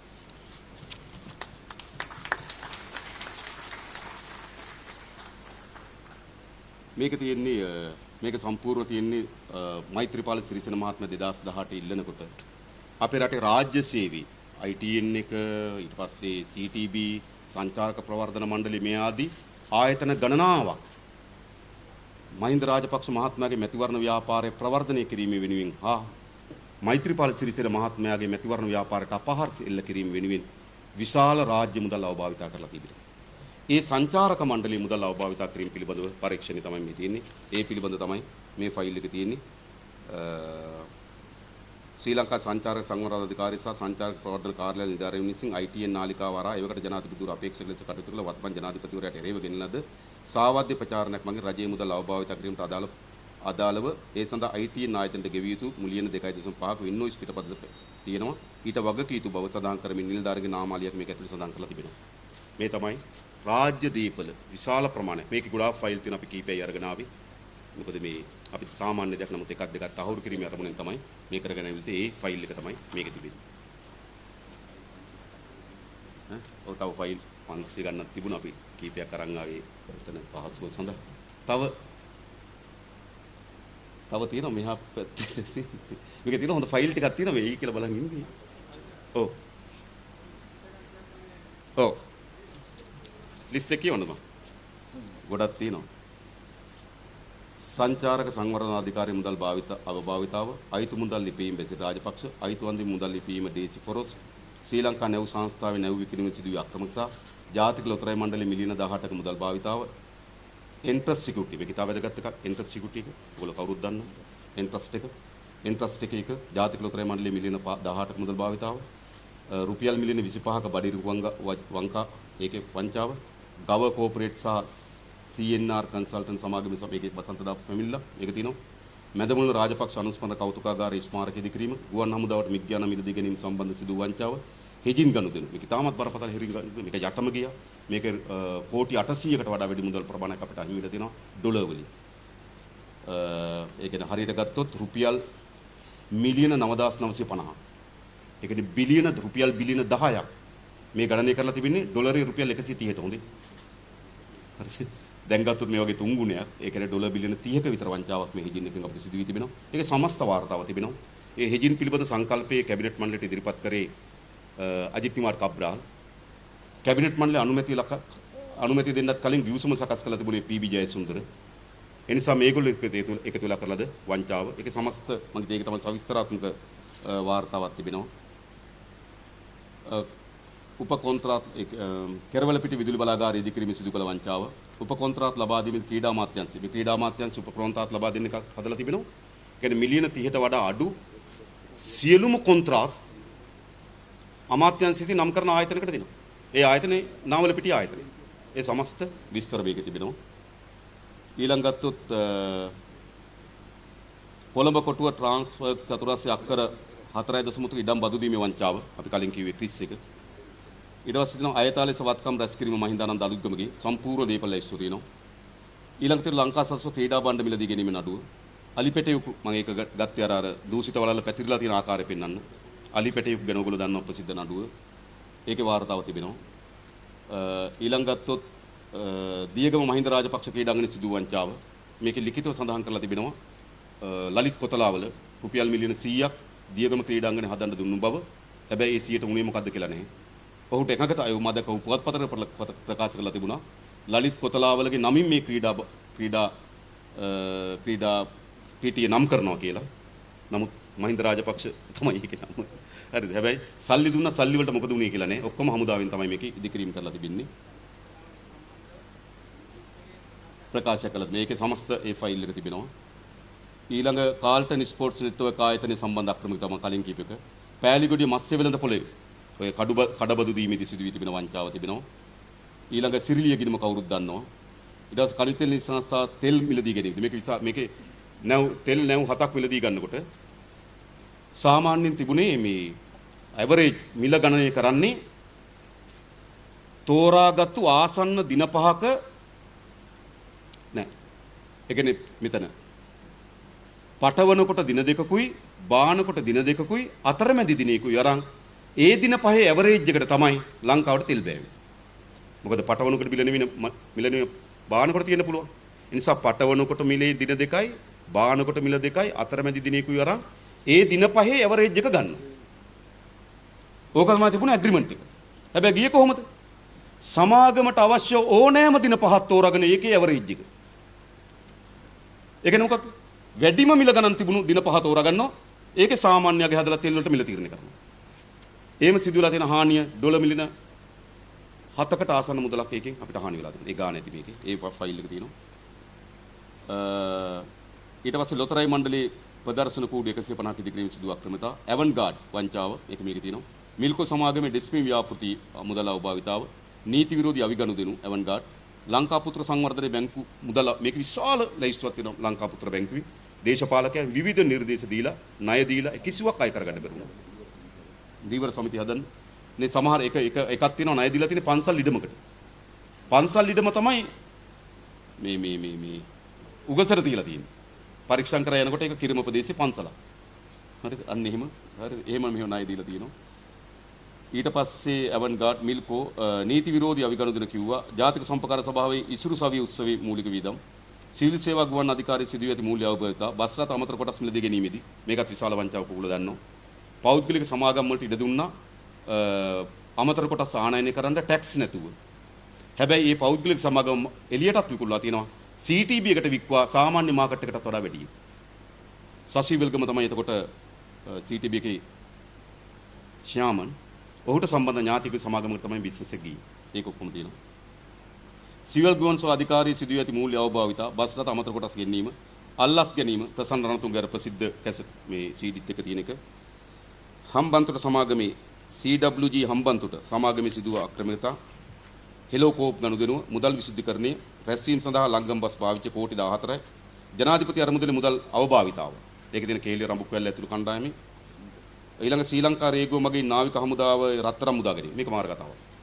ඒක ශ්‍රී ලංකා මේක නිකම් කියන්න ඕන එකක්. ඒ කියන්නේ නාවික හමුදාව විසින් උතුරු නැගෙනහිර මුහුදේදී රත්තරන් කිලෝ 45ක් අත්අඩංගුවට ගන්නවා. රත්තරන් කිලෝ 45. මෙයා රත්තරන් කිලෝ 45 අත්අඩංගුවට ගත්තට පස්සේ පැය 24ක් යන්න මත්තෙන් නාවික හමුදාපතිවරයා රේගුවෙන් ඉල්ලනවා සඳවිරු සෑහේ නිදන් තැන්පත් කිරීම සඳහා අර අත්අඩංගුවට ගත්තු ඒ වගේ කිලෝග්‍රෑම් 8ක් දෙන්න කියලා. හරිද? රේගුව ලිපියක් යවලා කියනවා සාමාන්‍යයෙන් අපි අත්අඩංගුවට ගත්තට පස්සේ මාසයක විතර කාලයක් දෙනවා ඒ අයට තමන්ගේ අයිතිය තහවුරු කරගන්න. ඒ නිසා මේවා ඊයේ ගත්තේ අද දෙන්න බෑ කියනවා. හරිද? ඊයේ පැය 20 විතර යන කලින් හොඳයි. ඊට පස්සේ හැබැයි මේක ඉල්ලීම නිසා පරණ රාජසන්තක කරපු රත්තරන් කිලෝ 8ක් දෙනවා. හරිද? ඊළඟ තවත් ලංකා බැංකුවේ රත්තරන් කිලෝ 3යි ගණනක් ගන්න. ඔක්කොම රත්තරන් කිලෝ 11මාරක් වගේ. මේ 11මාරෙන් වැලිසර නාවික හමුදා කඳවුරට අර මෝල්ඩ් එකක් අච්චුවක් හදලා අඩියක් උස බුදු පිළිමයක් හදනවා රත්තරන් වලින් සඳ විරුසයයේ තැම්පත් කරනවා. ඒ වගේම මේ මෝල්ඩ් එකෙන් පිත්තල වලිනුත් තව පිළිම දෙකක් හදනවා. ඊට අමතරව මේ පිළිම තලාවේ නාරම්පුත කියන ප්‍රදේශේ මම හිතට ඔය පිත්තල වැඩ කරන ඒ ප්‍රදේශේ තවත් අඩියකමාරක් සහ දෙකමාරක බුදු පිළිම දෙකක් හදනවා. හදලා අර අඩියේ බුදු පිළිම දෙක සඳහා රන් ආලේපිත කරනවා. රන් ආලේප කරනවා. රන් ආලේප කරලා ලොකු ප්‍රදර්ශනයක් තියෙනවා අනුරාධපුරේ මේ නිදන් තැන්පත් කිරීම සහ මේ ප්‍රදර්ශනයේ. මේ ප්‍රදර්ශනයේ තියෙන අර රන් ආලේපිත බුදු පිළිම දෙකයි අර අඩියකමාරේ සහ දෙකමාරේ බුදු පිළිම දෙකයි මේ බුදු පිළිම හතර තියෙනවා ප්‍රදර්ශනයේ. අර රන් බුදු පිළිමය තැන්පත් කරනවායයි කියලා කියනවා. අවසානයේදී බලනකොට රන් ආලේපිත අඩියක් උස බුදු පිළිමේ නැහැ. නැත්තේ රත්තරන් එකද මේකද? අතිශය සාධාරණ සැකයක් වෙනවා. හමුදා ආරක්ෂක යටතේ. හමුදා ආරක්ෂාව යටතේ රන් ආලේපිත බුදු පිළිමය. මොකද උන්නේ? රණින් කළ බුදු පිළිමේ තැන්පත් කරනවා කියනවනේ. ඒක තැන්පත් කළේ කෝකද හරියටම? රණින් එකද රන් ආලේපිත එකද? මේකයි සත්‍යය. හරිද? මේ පිළිබඳව සමස්ත පරීක්ෂණ වාර්තාවක් තිබෙනවා. හරිද? මේකෙදි ඊට පස්සේ තව තියෙන ගොඩක් මේකේ ඇතුලේ තියෙන ඒවා කොහොමද පරීක්ෂා කිරීම සඳහා ඔය බෝම්බ ඉවත් කිරීම උපකරණ ගෙනලා පරීක්ෂා කරන්න දෙන. ඒක පරීක්ෂා කරන්න දෙන්නේ නැහැ. මම හිතන්නේ මම දන්නේ නැහැ මොකද්ද කියලා. නමුත් සාධාරණ සැකයක් තිබෙනවා. ඇතුලේ තියෙන්නේ මොකද්ද කියලා. හරිද? ඒ පිළිබඳව පරීක්ෂා. ඒ නිසා මම කියන්නේ හරිද මේ ආගම සද්ධාව මේව පවා ඒගොල්ලන්ගේ හොරකම් කිරීමේ මාර්ගය. ඊළඟ ශ්‍රී ලංකාවේ එක කිව්වනේ පස් සම්පත් අමාත්‍යාංශ ඉන්ධන මේකේ තියෙනවා මේ තොණ්ඩමන් මහත්තයා ගහපු ඉන්ධන ලැයිස්තු. මම ඒක ගෙනා මේ ඇමතිවරු මේ කියන වාහන තියෙනවා මම හිතන්නේ 14ක්. ගහලා තෙල්. බොනවද දන්නේ? අර නානම බොනවා ඒ ලැයිස්තු බලපුවාම මිලියන ගන්න ෆයිල් එක කොහොම විස්තර තියෙනවා. ඊළඟ කොළඹ කටුනායක අධිවේගී මාර්ගය මම ඉස්සලා කියපු කතාව. ඒතර මම හිතන්නේ මේ තියෙන මූලික 40ක විස්තර ප්‍රදාන ඊට අමතරව තව තියෙනවා මේ 100 ගණනක් නේද මේක තියෙනවා එදා මම හිතර ගොඩක් තියෙනවා ඉතින් වසන්ත සහෝදර ගාවත් තව ප්‍රධාන කරුණු කීපයක් තියෙනවා වසන්ත සහෝදර කියන්නේ ඉතින් වසන්ත සහෝදරගේ ගාව ප්‍රධාන කරුණු කීපයක් තියෙනවා ඒක කියමු තව අඳු සහෝදර කියනෝනේ අපි ඒක ඉදිරිපත් කරලා තව ෆයිල් දෙක තුනක් මේක අහුවෙච්ච නැති ෆයිල් දෙක තුනක් තියෙනවා මම අහල්ලයි කියලා බලන් හිටියේ ඉතින් මාවනල් එක්කෙනෙක් කිව්වනේ ඒගොල්ලෝ හොරුන්ට දඬුවම් දෙනවා කියලා නේද වර්තමාන විපක්ෂ නායකතුමා ඉතින් එයාගේ ෆයිල් වගේ තියෙනවා එයාගේ කිරියල්ලගේ රාජිතගේ ඒක තියෙනවා මේක. හරිද? ඒ නිසා මේ වංචාවට දූෂණයට එරෙහි අරගලයක් කොල්ල කන්නට දෙන්නේ. නේ ඒකත් කොල්ල කෑම සඳහා දරන ප්‍රයත්න බව තමයි පේන්නේ. ඒකේ තොරතුරු ගොඩක් තියෙනවා. ඔයගොල්ලෝ දැනගන්න පුළුවන්. මම දැක්කා පෙරේදා කලින් දවසේ මහින්ද රාජපක්ෂ අගමැතිතුමාට නේද? එතුමාට බාර දීලා තියෙනවා සංස්කෘතික අරමුදලේ විමර්ශන වාර්තාවක්. ඒකේ මම දැක්ක කියනවා නේද මාගාව තියෙන ඩොකියුමන්ට්ස් ඔක්කොම බිලියන 3ක් අවසරයකින් තොරව වියදම් කරලා තියෙනවා.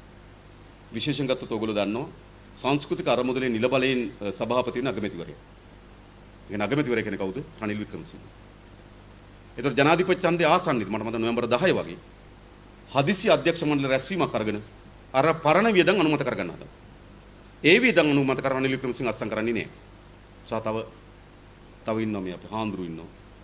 ආරමුදලේ මේ අමිල හාමුදුරු උන්වහන්සේ අත්සන් කළත් නැහැ ඒකට. ඒ නිසා මොකද සභාපතිවරු අත්සන් කරන්නේ නැත්නම් ඒක වළංගු නැහැ. ඒ නිසා කිසිදු විධිමත් මුදල් නිදහස් කර ගැනීමෙන් තොරව රුපියල් බිලියන 3ක් සජිත් ප්‍රේමදාස සංස්කෘතික අරමුදල විනාශ කළා තිබුණා ෆයිල් එක තියෙනවා. විශේෂයෙන් මම කියන්න ඕන දැන් මේ ලංකාවේ මේ ආණ්ඩුව බලයට එනකොට වැඩියෙන්ම කෑ ගහපු එක තමයි මහ බැංකු බැඳුම් කර වංචාව. ඒගොල්ලෝ කිව්වේ ඒක ලංකා ඉතිහාසයේ ලොකුම වංචාව. ලොකුම මුදල් මංකොල්ලේ කියලා. දැන් ඔබට තේරෙනවා ඊට වඩා මූල්‍යමය අගින් ගත්තන් පස්සේ විශාල දේවල් සිද්ධ වෙලා තියෙනවා. බැඳුම් කරේ මේකේ විශේෂයක් වෙන්නේ බැඳුම් කරේ කියන වචනේම සමාජගත වෙන්නේ එක්සත් ජාතික පක්ෂයේ රනිල් වික්‍රමසිංහ මෛත්‍රීපාල පාලනයේ යටතේ උනාට ඒකේ ඉතිහාසය ගත්තොත් අජිත් නිවාඩ් කබ්‍රාල් ඇතුළු මේ රාජපක්ෂ පාලනයේම එකටත් මුල්ගල් තියලා තියෙන්නේ. ඒකේ මුල්ගල් තැබීම තියෙන්නේ රාජපක්ෂ පාලනයෙන්. ඒක ඉතුරු කොටස ගොඩනැගිලා හැදුවේ රනිල් වික්‍රමසිංහ පාලනයෙන්. ඉතින් බැඳුම් කර වංචාව රටට හෙළිදරව් කරේ කවුද කියන එකට උපැන්න සාතික ලියා ගන්න තුඟාක් දෙනෙක් පහුගිය කාලේ මහන්සි වුණා. මම ඒකින්ද අද කියන්න ඕනේ ඒක සිද්ධ වෙච්ච විදිය. මොකද මට මතකයි පෙබරවාරි 29 වෙනිදා මේ ගනුදෙනුව සිද්ධ වුණාම 2015 මුලින්ම අනුරාධනායක සහෝදරයා තමයි ඒ තොරතුරු දැනගත්තේ. අනුරාධනායක සහෝදරයා ඒ තොරතුරු දැනගෙන ඒකේ පළවෙනි මාධ්‍ය සාකච්ඡාව තියන්නේ අපි මාර්තු මාසයේ 9 වෙනිදා මට මතක හැටියට. මාර්තු මාසයේ 9 වෙනිදා මාධ්‍ය සාකච්ඡාව තියන්නේ මොකද ඊට කලින් දිනයක් තිබුණේ නැහැ අපිට මේක එල්දරව් කරගන්න පාර්ලිමේන්තු රැස් වෙන දවසක්. දැන් මාර්තු මාසයේ 12 වෙනිදා තමයි අනුරාධනායක සහෝදරයා මේක ගැන පළවෙනියෙන්ම පාර්ලිමේන්තුවේ ප්‍රශ්න කරන්නේ. පළවෙනියෙන්ම පාර්ලිමේන්තුවේ ප්‍රශ්න කරන්නේ මේ ගැන මාර්තු මාසයේ 12 වෙනිදා මේ පිළිබඳව විශාල වාර්තා තොගයක් තියෙනවා. ඔබ දන්නවා පාර්ලිමේන්තුවේ කාර්ක සභාවල සාකච්ඡා වුණා. ඒ වගේම ජනාධිපති කොමිෂන් සභාවක සාකච්ඡා වුණා. අවසානයේ මේක පිළිබඳව තියේ තොග වාර්තාවේ කොච්චරද කිව්වොත් හුඟක් දෙනෙක් මේකේ මිල අඩු කරන්න, බර අඩු කරන්න විශාල වශයෙන් කටයුතු කරා. මම අද කියන්න ඕනේ ඒක පාර්ලිමේන්තුව ඇතුළේදී ඒ වෙනුවෙන් ඉතා දැවැන්ත කුමන්ත්‍රණ සිද්ධ වුණා. රනිල් වික්‍රමසිංහ මහත්තයාගේ අරලියගහ මන්දිරයේ නිල නිවාසයේ පාර්ලිමේන්තුවේ කැඳවන්න ඕන කෝප් කමිටුව කැඳෙව්වා. කෝප් කැඳෙව්වා. අවසානයේ දැන් හුඟක් මේ අද විපක්ෂයේ ඉඳගෙන දූෂණ විරෝධී වීරය බවට පත්ලා ඉන්න අය මේ බැඳුම් කර ගනුදෙනුව වහන්න හංගන්න එක විකෘති කරන්න විශාල වශයෙන් කටයුතු කළා. ඒ වෙනුවෙන් තමයි පුට් නෝට් දැම්මේ. මට මතකයි අපි පදනම් කරගත්තේ අපි එකතු කරගත්ත තොරතුරු වගේම නිල වශයෙන් අපිට පදනම් කරගන්න සිද්ධ වුණා විගණකාධිපතිවරයාගේ වාර්තාව. විගණකාධිපතිවරයා කෝප් කමිටුව ඉදිරිපත් කරපු වාර්තාව. හැබැයි මේ විගණකාධිපතිවරයා කෝප් කමිටුව ඉදිරිපත් කරපු වාර්තාව විකෘති කරලා එමනම් ඒ වාර්තාව වැරදි කියලා මේ බැඳුම් කර ගනුදෙනුව කියන්නේ රජයට රටට වෙච්ච පාඩුවක් නෙමෙයි සාමාන්‍ය ගනුදෙනුවක සිද්ධ වෙන වාසි අවාසියක් කියන වාසි අවාසි කියන වචනේ පාවිච්චි කරන්න කියලා පාර්ලිමේන්තුවේ විගණකාධිපතිවරයාට දැවැන්ත බලපෑමක් කරා. ඒ වාර්තා ඉල්ලාස් කරගන්න තැන බලපෑම් කළා. සමහරු ඔබ දන්නවා දැන් රට දන්න නිසා මම මේ කියන්නේ ඒ වෙනුවෙන් ඇලෝසියස්ලගෙන් සල්ලි ගත්ත කියලා අද ආණ්ඩුවෙත් ඉන්න විපක්ෂයේ හිටපු එමනම් දැන් විපක්ෂයේ ඉන්න අය පිළිගත්තා. බැඳුම් කර වාර්තාව නිවැරදි, يعني ගනුදෙනුව නිවැරදි කියලා පොත් ලිව්ව മന്ത്രിවරු ඉන්නවා. ඒ පොත් ලිව්ව മന്ത്രിවරු පස්සේ එල්දරා වුණා පොත් ලියලා තියෙන්නේ සල්ලි වලට කියලා. සල්ලි වලට කියලා. ඒ වගේම මේ ගනුදෙනුව විකෘති කරන්න තර්ක හදාපු අය තමන්ගේ දැනුම පාවිච්චි කරලා තර්ක හැදුවා. අපරාධ දෙකක් තියෙනවා. එකක් සල්ලි අරන් අත උස්සන එකක් තමන්ගේ දැනුම ආර්ථික විද්‍යාව ගැන වෙන්න පුළුවන්, කළමනාකරණය වෙන්න පුළුවන්, විගණනය ගැන යමක් ඉගෙනගෙන තියෙනවා නිදාස් අධ්‍යාපනයේ පිහිටෙන් ඒක පාවිච්චි කරලා මේක අලාභයක්, අවාසියක් බවට පත් කරන්න. පාඩුව ලාභ පාඩු හැටියට වෙනුවට වාසි අවාසි ගනුදෙනුවක් බවට පත් කරන්න වචන හුමාරු කළා. ඒකෙදි අවසානයේ අපි දන්නවා දැන් හුඟක් අය දන්නවා රට දන්නවා විශේෂයෙන්ම කෝප් කමිටුවේ හිටපු සමාජිකින්ගේ නාම ලේඛනේ බැලුවම දන්නවා 2005 ඉඳලා 2015 දක්වා මහින්ද රාජපක්ෂ පාලනය තුල අලාභය මේ ව්‍යවහාරික විගණන වාර්තාවේ කියනවා මිලියන 10471යි බිලියන 10ක්. ඒක ඍජු වශයෙන් සිද්ධ වෙච්ච ගනුදෙනුව. වෙන්දේසියෙන් සිද්ධ වෙච්ච දේ බිලියන 10ක් තව ඊට අමතරව. වෙන්දේසි ක්‍රමයට විතරක් ගියාම පාඩුව අවම වශයෙන් මිලියන 6ක් උපරිම අලාභය. ඒ කියන්නේ මේ ගනුදෙනුව දෙවෙනි වෙළඳ පොළේදී ද්විතීයික වෙළඳ පොළේ ගියාට පස්සේ අපි දන්නේ නැහැ කී දෙනෙක් අතර යනවද කියලා. ඔබ දන්නවා සංවර්ධන බැඳුම් කර වගේම ජාත්‍යන්තර බැඳුම් කර සම්බන්ධ ප්‍රශ්නෙත් මේක ඇවිල්ලා තියෙනවා. උපරිම අලාභය ආසන්න වශයෙන් මිලියන 151ක් පමණ වෙනවයි කියලා වාර්තා වෙනවා. වාහාරික විගණන වාර්තාවේ තියෙනවා බිලියන 10ක් බැඳුම් කර පාඩුව සිද්ධ වුණා කියලා. අදත් මේ පාඩුව අවුරුදු 35කට කරපු ගනුදෙනුවක් නිසා කිසිවෙකුට නිශ්චිත වශයෙන් මෙන්න මේ ප්‍රමාණයෙන් සිද්ධ වෙනවා කියලා අවසන් කරන්න බෑ. ආරම්භක අවස්ථාවේ ගනුදෙනුවක් පාඩුව වුණාට මේක අවුරුදු 35ක් පුරා දිවෙන පාඩුවක් වංචාවක් හැටියට තියෙනවා. ඒක එක ආකාරයක බරපතල ගනුදෙනුවක්. ඒ නිසා මේ පිළිබඳව අරගලයක් අපිට තියෙනවා. බැඳුම් කර ක්‍රියාවලියෙන් රටර වෙච්ච පාඩුව ඇලෝසියස්ගේ මහ බැංකුවේ තැන්පත් කරලා තියෙන තැන්පතු මුදලින් විතරක් අය කරගෙන අවසන් කරන්න බෑ කියන එක තමයි අපි විශ්වාස කරන්නේ. ඒ වගේම ඒකට වගකිය යුතු අයට අනිවාර්යෙන් දඬුවම් ලැබෙන්න ඕන. මේකත් අර අපි කලින් ඉදිරිපත් කරපු සංචාරක අමාත්‍යාංශයේ මුදල් ජනාධිපතිවරණය සඳහා අවභාවිතා කරලද ෆයිල් එකක්. මේක ගත්තාම සභාපතිවරයා මේකට වගකිය යුතුයි කියලා නිර්දේශ කරලා තිබෙනවා.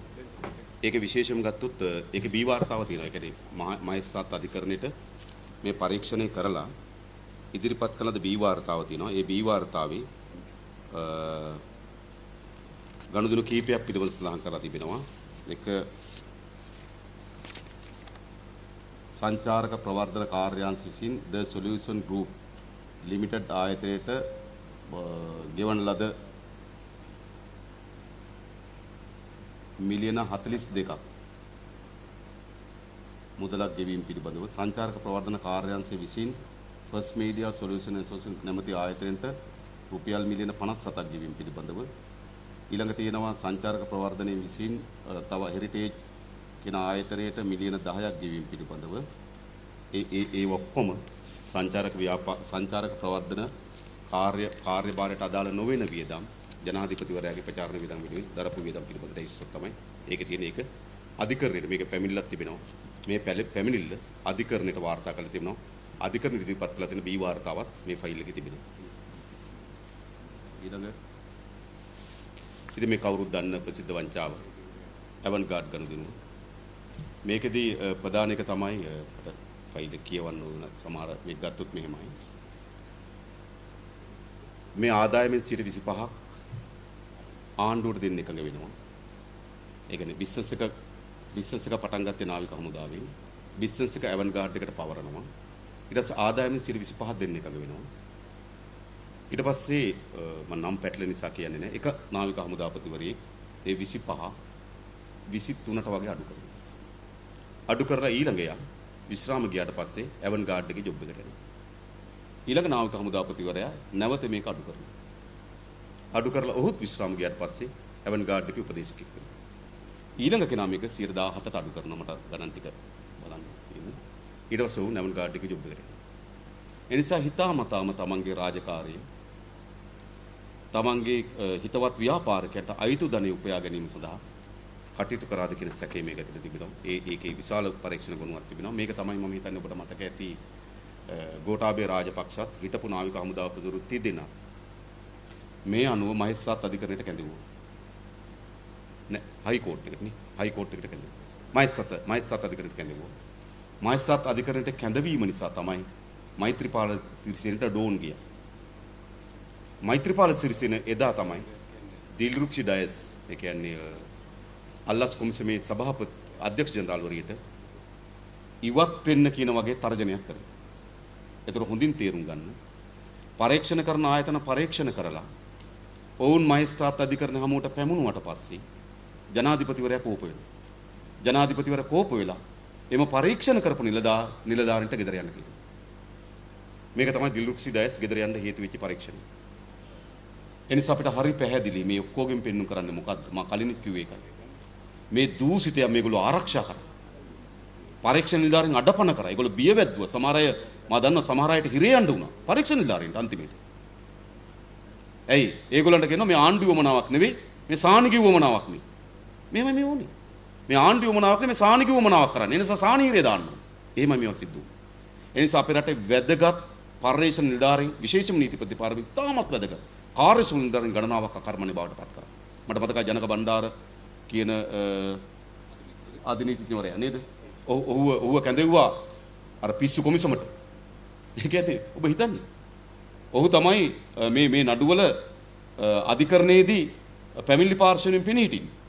පැමිණිලි පාර්ශ්වයෙන් පෙනී හිටින ජනක බණ්ඩාර අධිනීතිඥතුමා නීතිපති දෙපාර්තමේන්තුවේ ජ්‍යෙෂ්ඨ අධිනීතිඥතුමා එතුමා කැඳෙව්වා පිස්සු කොමිසමේ විත්ති කූඩුවට. ඒ වෙලාවේ මොන වුණත් අපේ නීතිපතිතුමාට ස්තුතිවන්ත වෙන්න ඕනේ. එතුමා යව්වේ නැහැ. ඒක නා පිස්සුවන්ත නේ. එතුමාගේ වෙන මොනවද තිබ්බා. දප්පුලි ඉවර. හරිද? මෙහෙම. ඒ නිසා මේ ආණ්ඩු කටයුතු කරේ වංචනිකයන දඬුවම් දෙන්න නෙවෙයි. වංචා කරන ලද දේපල හොයා ගැනීම සඳහා ඒවට නඩු පැවරීම සඳහා කාර්යක්ෂම කටයුතු කරන ලද නිලධාරීන් දණ්ඩනයට හයි කරා. මෙන්න මේ ෆයිල් එකත් ඒ වගේ එකක්. දිල්ලුක්සිලට ගෙදර යන්න ඕනේ මේ ෆයිල් එක නිසා. ඉතින් මේකත් ප්‍රසිද්ධ එකක්. අයතාලේ සවත්කනම් සිංහ මහින්දානන්ද අලුත්දුම්හි.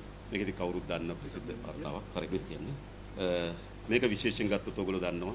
මේකේ තියෙනවා සම්පූර්ණ නඩු වාර්තාව. ඒ කියන්නේ බිරිඳගෙන් වෙන්වීම සඳහා ඒක පෞද්ගලික කරුණක් එක අපිට අදාළ නැහැ. අපිට කමක් නැහැ නේද? එහෙම නඩුවක් තියෙනවා. මොකක් හරි හේතුවකට නඩුවක් තියෙනවා. ඒ නඩුවට අනුව මහින්දානන්දගේ වත්කම් සහ දේපල පිළිබඳ වාර්තාවක් අධිකරණයට ඉදිරිපත් කරනවා. මේ අධිකරණයට ඉදිරිපත් කරපු වාර්තාවේ සම්පූර්ණ තේ විතරක් නෙමෙයි මතක තබා ගන්න. මේකේ තියෙන සිංගප්පූරු account දෙකක විස්තර. HSBC සාඛාව සිංගප්පූරුවේ තියෙන.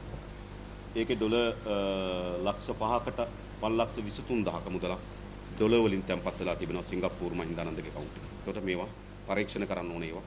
කොහොමද ඩොලර් උපයාගත්තේ? නේද? ඒ වගේම මේකේ තියෙනවා කටුනායක කඩ දෙකක් උඩ තිබෙන බව. Duty free. මේ කඩ උපයාගත්තේ කොහොමද? ඒක රටේ ජනතාව දැනගන්න. මොකද? නේද? අපි කාටවත් නේ ඒගොල්ලෝ කාටවත් එයාපෝට් එකේ කඩ එහෙම ගන්න පුළුවන්. ඉතින් එහෙම කඩගත්තු ඒවා තියෙනවා. මේක සම්පූර්ණ නාවල ඉඩම් පිළිබඳ තියෙනවා, නාවල පිටි ඉඩම් පිළිබඳ තියෙනවා, මහනුවර ඉඩම් පිළිබඳ තියෙනවා. මේ සම්පූර්ණ ඔහුගේ දේපල වත්කම් පිළිබඳ වාර්තාව තමයි මේකේ තිබෙන්නේ. ඊළඟට අහපු ප්‍රශ්නය 2015-19 මධ්‍යම අරමුදලේ අවභාවිතා කිරීම වන ප්‍රශ්නය හිටපු සංස්කෘතික ඇමතුමා ඔහු වැයසි ඒ කියන්නේ වියදම් ශීර්ෂ එකයි වැදගත්කම තියෙන වියදම් ශීර්ෂ 146ක් මාතෘකාව තියෙන මොනවද කියලා වියදම් ශීර්ෂ 146ක් කිසිදු අනුමැතියකින් තොරව වියදම් කරනවා. සංස්කෘතික අරමුදලේ හෝ ඒ සමාජයන් කිසිදු අනුමැතියකින් තොරව ඍජුවම සාක්ෂි දී තිබෙනවා. සජිත් ප්‍රේමදාස මහත්මයාගේ ඍජු නියෝගමක් තමයි මේ වියදම් ටික කරේ කියලා. වියදම් කරලා ඉවර වෙලා මම ඔබට කිව්වා කලින් 2019 11යි 15 ඡන්ද කවද්ද? ජනාධිපති ඡන්ද කවද්ද? 2019 11යි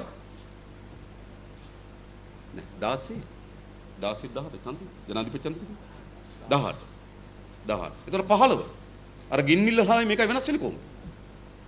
මේ ජනාධිපති කැම්පේන් කරන ඔක්කොම කරන ගම මොකද කරන හදිසි අධ්‍යක්ෂ මණ්ඩලයක කවුද ඉන්නේ බලන්නකො ඡන්ද කැම්පේන් ලොකුමයි ඉන්නවනේ රනිල් වික්‍රමසිංහ ජෝන් අමරතුංග මංගල සමරවීර සජිත් ප්‍රේමදාස අකිල විරාජ් මනෝ ගණේෂන් බර්නාඩ් ප්‍රියන්ත මේ වගේ කණ්ඩායම් මේගොල්ලෝ තමයි අධ්‍යක්ෂ මණ්ඩලය.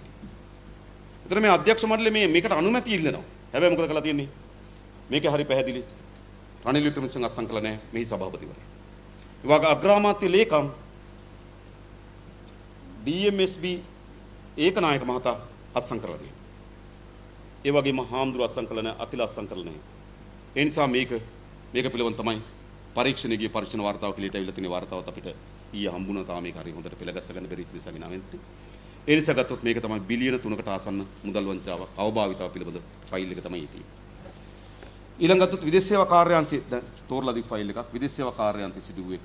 ඉතින් මේකේ තියෙන්නේ සම්පූර්ණ ඕගොල්ලෝ දන්නවා විදේශ සේවා කාර්යාංශයේ ඇතිවෙච්ච ගනුදෙනු පිළිබඳව මේ ඔක්කොම මේ අපේ හඳුන්නේ සහෝදරයත් වසන් සමරසිංහ සහෝදර කරු පැමිණිලි මේක සියල්ල පරීක්ෂණ කරලා තිබෙනවා. මේකේ තියෙන විදේශ සේවා කාර්යාංශයේ විදේශ සේවා නියුක්ති කාර්යාංශයේ මුදල් ෆොරින් බියුරෝ එකේ මුදල් ඒකට අදාළ කාර්යයන් නොවි වෙන විශාල කාර්යයන් සමහරවට ගාල්ලේ රැස්වීමක් තියෙනවා. ගාල්ලේ රැස්වීමට කෑම ගෙනලා තියෙන්නේ ඇල්ලි. හරිද? ඉතින් ඇල්ල තියෙන්නේ මොකද්ද? හාලියල කිට්ටුව. හාලියල ඩිලාන් පෙරරගේ ආසනේ ඔහු එම අමාත්‍යංශේ අමාත්‍යවරයෙක්. කොහොමද වෙන්නේ? හරිද? ගාල්ලේ මැයිදිනේට මට පොන්නේ. ගාල්ලේ මැයිදිනේට තමයි කෑම ගේන්නේ ඇල්ලේ හෝටලේ. ඔව් ඒ හෝටලේ පරීක්ෂා කරනකොට කැම දුන්නේ නැහැ කියලා වාර්තා වෙනවා. මේ වගේ කට්ටිය බලන්න. ඔයගොල්ලෝද මේ කුණු මිනිස්සු මේ රටක් හදයි කියලා ඔයගොල්ලෝ හිතනවද? ඒ නිසා මේ කුණුභාවය පිළිබඳ එළිදරව් වෙන ෆයිල් එකක් තමයි මේකේ තිබෙන්නේ. තව අපි මොකද කරන්නේ? තව කීපයක් ගන්නවද? නෑ අපි අවසන් වශයෙන් ඕස්ට්‍රේලියාව කියන්න ඕන. දැම්මදක නාමල් රාජපක්ෂ ප්‍රකාශ කරලා තියෙනවා මේක යනාස්සේ ඕස්ට්‍රේලියාව එකට එයාගේ පවුලේ කට්ටිය සම්බන්ධ නැහැ කියලා. ප්‍රකාශ කරලා තියෙනවා දැන්. ඒ නිසා ඒක ගැන කියන්න පුළුවන් සම්බන්ධ වෙන විදිහ. තව තියෙනවද මොනවා හරි අපිට? මේක කවුරු හරි මේක අර මම කලින් ලේස්ට්ුවේ කිව්වා. CWG හම්බන්තොට සමාගමේ මේ ගිණුම් වල තිබුණු ආක්‍රමිකතාවයන්. ඒ කියන්නේ මේකයි උනේ. මේක ඔයගොල්ලෝ දන්නව අර කොමන්වෙල්ත් ක්‍රීඩාව මෙහි ලබා ගැනීම වෙනුවෙන් CWG හම්බන්තොට කියලා සමාගමක් පිහිටවුවා. මේ සමාගම පිහිටවලා මේ සමාගමට විවිධ ආධාරකරුවන්ගේ මුදල් ලබා ගන්නවා. එතකොට මේක රට වෙනුවෙන් කොමන්වෙල්ත් ගේම්ස් ලබා ගැනීම වෙනුවෙන් ඒ ප්‍රවර්ධන කටයුතු කිරීම සඳහා තමයි මේ සමාගම පිහිටවන්නේ. මේ සමාගමට විවිධ අය සල්ලි දානවා. හරිද? කොච්චරද කිව්වොත් අජිත් නිවාඩ් කබ්‍රාල් රුපියල් ලක්ෂයක් දෙනවා කෑෂ් වලින්. හරිද? ඊට මිනිස්ට්‍රි ඔෆ් ක්‍රීඩා අමාත්‍යාංශයෙන් මිලියන 100ක් දෙනවා. හරි. එක්ස්පෝර්ට් ඩෙවලොප්මන්ට් බෝඩ් එකේ මිලියන 8ක් දෙනවා. ශ්‍රී ලංකා ටෙලිකොම් එකේ මිලියන 10ක් දෙනවා. සම්පත් බැංක් එකේ මිලියන 50ක් දෙනවා. ලංකා ඔරික්ස් ලීසින් කම්පැනි එකේ මිලියන 10ක් දෙනවා. DNH ෆයිනෑන්ෂල් කියන සමාගම මිලියන 35ක් දෙනවා. මේ ආදී. හම්බන්තොට නැෂනල් බැංකින් මිලියන 25ක් දෙනවා. මොබිටෙල් එකේ මිලියන 5ක් දෙනවා. CIC හෝල්ඩින් එකේ මිලියන 3ක් දෙනවා. සොෆ්ට් ලොජික් එකේ මිලියන 10ක් දෙනවා. ජානක රත්නායක කියන එක නම් 19000 ගණනක් දෙනවා. ලංකා ඔරික්ස් ලීසින් නැවත මිලියන 10ක් දෙනවා. බ්‍රවුන්ස් මිලියන 10ක් දෙනවා. DFCC මිලියන 10ක් දෙනවා. NDB මිලියන 15ක් දෙනවා. ඒක ලංකාවේ ප්‍රධාන සමාගම් සහ රජයේ සමාගම් මේකට මුදල් සපයනවා. මුදල් සපයලා මේකේ සමස්ත එකතුව මිලියන 688යි. මිලියන 688ක් මේකට එකතු වෙනවා. කොතනකවත් මේ මුදල් වලට උනේ මොකද්ද කියලා නැහැ. හරිද? දැන් මුදල් නැහැ. නෑ විතරක් නෙවෙයි. තවත් වාර්තාවක් තියෙනවා. ඒගොල්ලෝ ආධාර දීලා තියෙනවා. ආධාර දුන්නට ඒවා බැංකුවට දාලා නැහැ. රුපියල් මිලියන 5කට වැඩි මුදල් ප්‍රමාණයක් චෙක් මං ඉල්ල ගෙවයි චෙක් පත් නේ ඒක නෙවෙයි. ඔව් ඒ කියන්නේ මිලියන 15යි ගණනක් මේ චෙක් පත් අංකත් එක තියෙනවා. මේවා ඒ අද ඒ නිසා මේකෙත් ඔයගොල්ලන්ට මතක ඇති අර මේ චෝගම් ඒ කියන්නේ ක්‍රීඩා මොකද්ද කොමන්වෙල්ත් ක්‍රීඩා තරඟාවලිය ලංකාවට ගෙනියමින් ඕස්ට්‍රේලියාව ගියපු අතර හිටිය ඔකට මතකද ආනන්ද කරී ඊට පස්සේ කබ්‍රාල් ඊට පස්සේ නාමල් රාජපක්ෂ උඩ ගියා කොමන්වෙල්ත් ක්‍රීඩා උළෙලට ලබා ගැනීම වෙනුවෙන්. ඉතින් ඒ සඳහා සමාගමක් හදලා විශාල මුදල් මේ අවභාවිතාව සිද්ධ වෙලා තිනවා. ඒක පිළිබඳ තොරතුරු තමයි මේ ෆයිල් එකේ තියෙන්නේ. මොකද මේවා රාජ්‍ය සමාගම්. සමහර පෞද්ගලික සමාගම් මේවට දෙන්නේ මොකක් නිසාද? මේක රජයේ ආයතනයක් නිසා. නැත්නම් කවුරු හරි නිකන් පොඩි දන්සලක් දෙන්න කිව්වට මෙහෙම සල්ලි දෙන්නේ නැහැ. මේ විලා රජයේ වැඩ කටයුත්තක් නිසා රජ අමාත්‍යවරයා කතා කරපුවාම ඒගොල්ලෝ මේ මහ බැංකුව අධිපතිවරයා කතා කරපුවාම මේගොල්ලෝ සල්ලි දෙනවා. මේ ගොඩක් ලීසින් සමාගම්. මම හිතනවා මේ ලීසින් සමාගම් වලින් සල්ලි දෙන්නේ නැත්තේ බැංකුව වලින් සල්ලි දෙන්නේ නැත්තේ මහ බැංකුවේ මැදිහත් වීමක් තියෙන්නේ නැති. අපි හිතන එක. එහෙම සල්ලි විශාල ප්‍රමාණයක් ගලාගෙන එනවා. මේ රාජ්‍ය අනුග්‍රහය සහිත ගොඩනැගුණු සමාගමක්. ඒ සමාගමට මෙච්චර සල්ලි බැර වෙලා තිබෙනවා. ඒ බැර වුණු සල්ලි වලට මොකද්ද කියලා කිසිදු සඳහනක් නැහැ. ඒක තමයි මේ ෆයිල් එකේ තියෙන්නේ. දැන් නාමල්ට SMS එකක් ඇවිල්ලා තියෙනවලු නේ. ඒකත් හොඳයි. රත්තරන් බුදු පිළිම වෙන අලුත් තොරතුරු. තියෙන්නේ ඇඹිලිපිටේ කඩදාසි කම්මල පෞද්ගලිකකරණය කිරීමද ඔයගොල්ලෝ මේ කවුරුත් දන්නවා. මේක සිද්ධ වුණ දේ තමයි මේ ඇඹිලිපිටේ කඩදාසි කම්මල පෞද්ගලිකකරණය කරා. ඒ කරනකොට කරපු දේ තමයි මේකේ ඉඩමයි මේකේ යන්ත්‍ර සූත්‍රයි උගස් තියලා බැංකුවෙන් ණයක් ගත්තා. අන්තිමට මොකද උනේ? ආයෝජකයා පැනලා ගියා. දැන් ඉඩමත් අන්තිමේ බැංකුවේ, කම්මලත් බැංකුවේ, සල්ලිත් ණයත් බැංකුවේ. මේම සිද්ධ වෙච්ච ගනුදෙනු. ඒක පිළිබඳ සම්පූර්ණ වார்த்தාවක් මේ ඇඹිලිපිටේ කඩදාසි කම්මල පුද්ගලිකකරණ සිදු ආක්‍රමණතා පිළිබඳ ලිපිගොනු වී තිබෙනවා. මේක නම් සාමාන්‍ය එකක්. ඉතින් මේ ජනතාව සංවර්ධන මණ්ඩලයේ GP 28 පාර එයා කෙලවරේ තියෙන පොඩි ගුණයෙන් ගත්ත එක ඩිෆෙන්ඩර් රථයේ ආයතා පරිහරණය පිළිබඳ ප්‍රශ්නයක් තිබෙන්නේ. මේක තියෙන්නේ හිටපු අමාත්‍යවරු දෙදෙනෙකු විසින් CB 28 65 දරන වාහනේ ආයතන ලෙස පරිහරණය කිරීම පිළිබඳ තොරතුරු මේක අනාවරලා තිබෙනවා. මේක විශේෂය තමයි දැන් රජයේ වාහන ඇමතුරු පාවිච්චි කරනවානේ. මේ වාහනේ බාර දෙනකොට එහි එන්ජිම හා කොටස් ගලවා ඇති බවට තොරතුරු අනාවරණය ඇත. ඒ කියන්නේ අමාත්‍යවරයා පාවිච්චි කරපු වාහනේ නැවත බාර දෙනකොට එන්ජින් එක ගලවලා බාර දීලා තියෙනවා. ඒක තමයි ඒ නිසා තමයි මම බැලුවේ මේ වගේ එකක් ඇයි මේකට දැම්මේ කියලා වාහනයක් පාවිච්චි කරපුවද ඒකේ තියෙන විශේෂය එකයි මේව තියෙන්නේ. එසේ දමා ගොස් ඇති රථයේ මුල් උපාංග ගලවා ඉවත් කර හෝ වෙනත් උපාංග එකතු කර තිබුණි. වාහනේ එන්ජිම ගලවා ඉවත් කර අබලන් එන්ජිම සවි කර තිබුණි. ස්ටාර්ටර් මෝටරේ ගලවා ඉවත් කර තිබුණි. රථයේ ඩෑෂ්බෝඩ් ඉවත් කර තිබුණි. වාහනේ අමතර රෝද ඉවත් කර තිබුණි. ඉන්ධන ටැංකිය අමතර කොටස් ඉවත් කර තිබුණි. ඒක වාහනයක් නෙවෙයි. මේව නැත්තම් නේද? ඒක නිකන් නේ. ඒක තමයි මේකේ තියෙන මේ ෆයිල් එකේ තියෙන තොරතුරු වල තියෙන. මේ වාහන පිළිබඳ. තව එකක් තිබ්බද?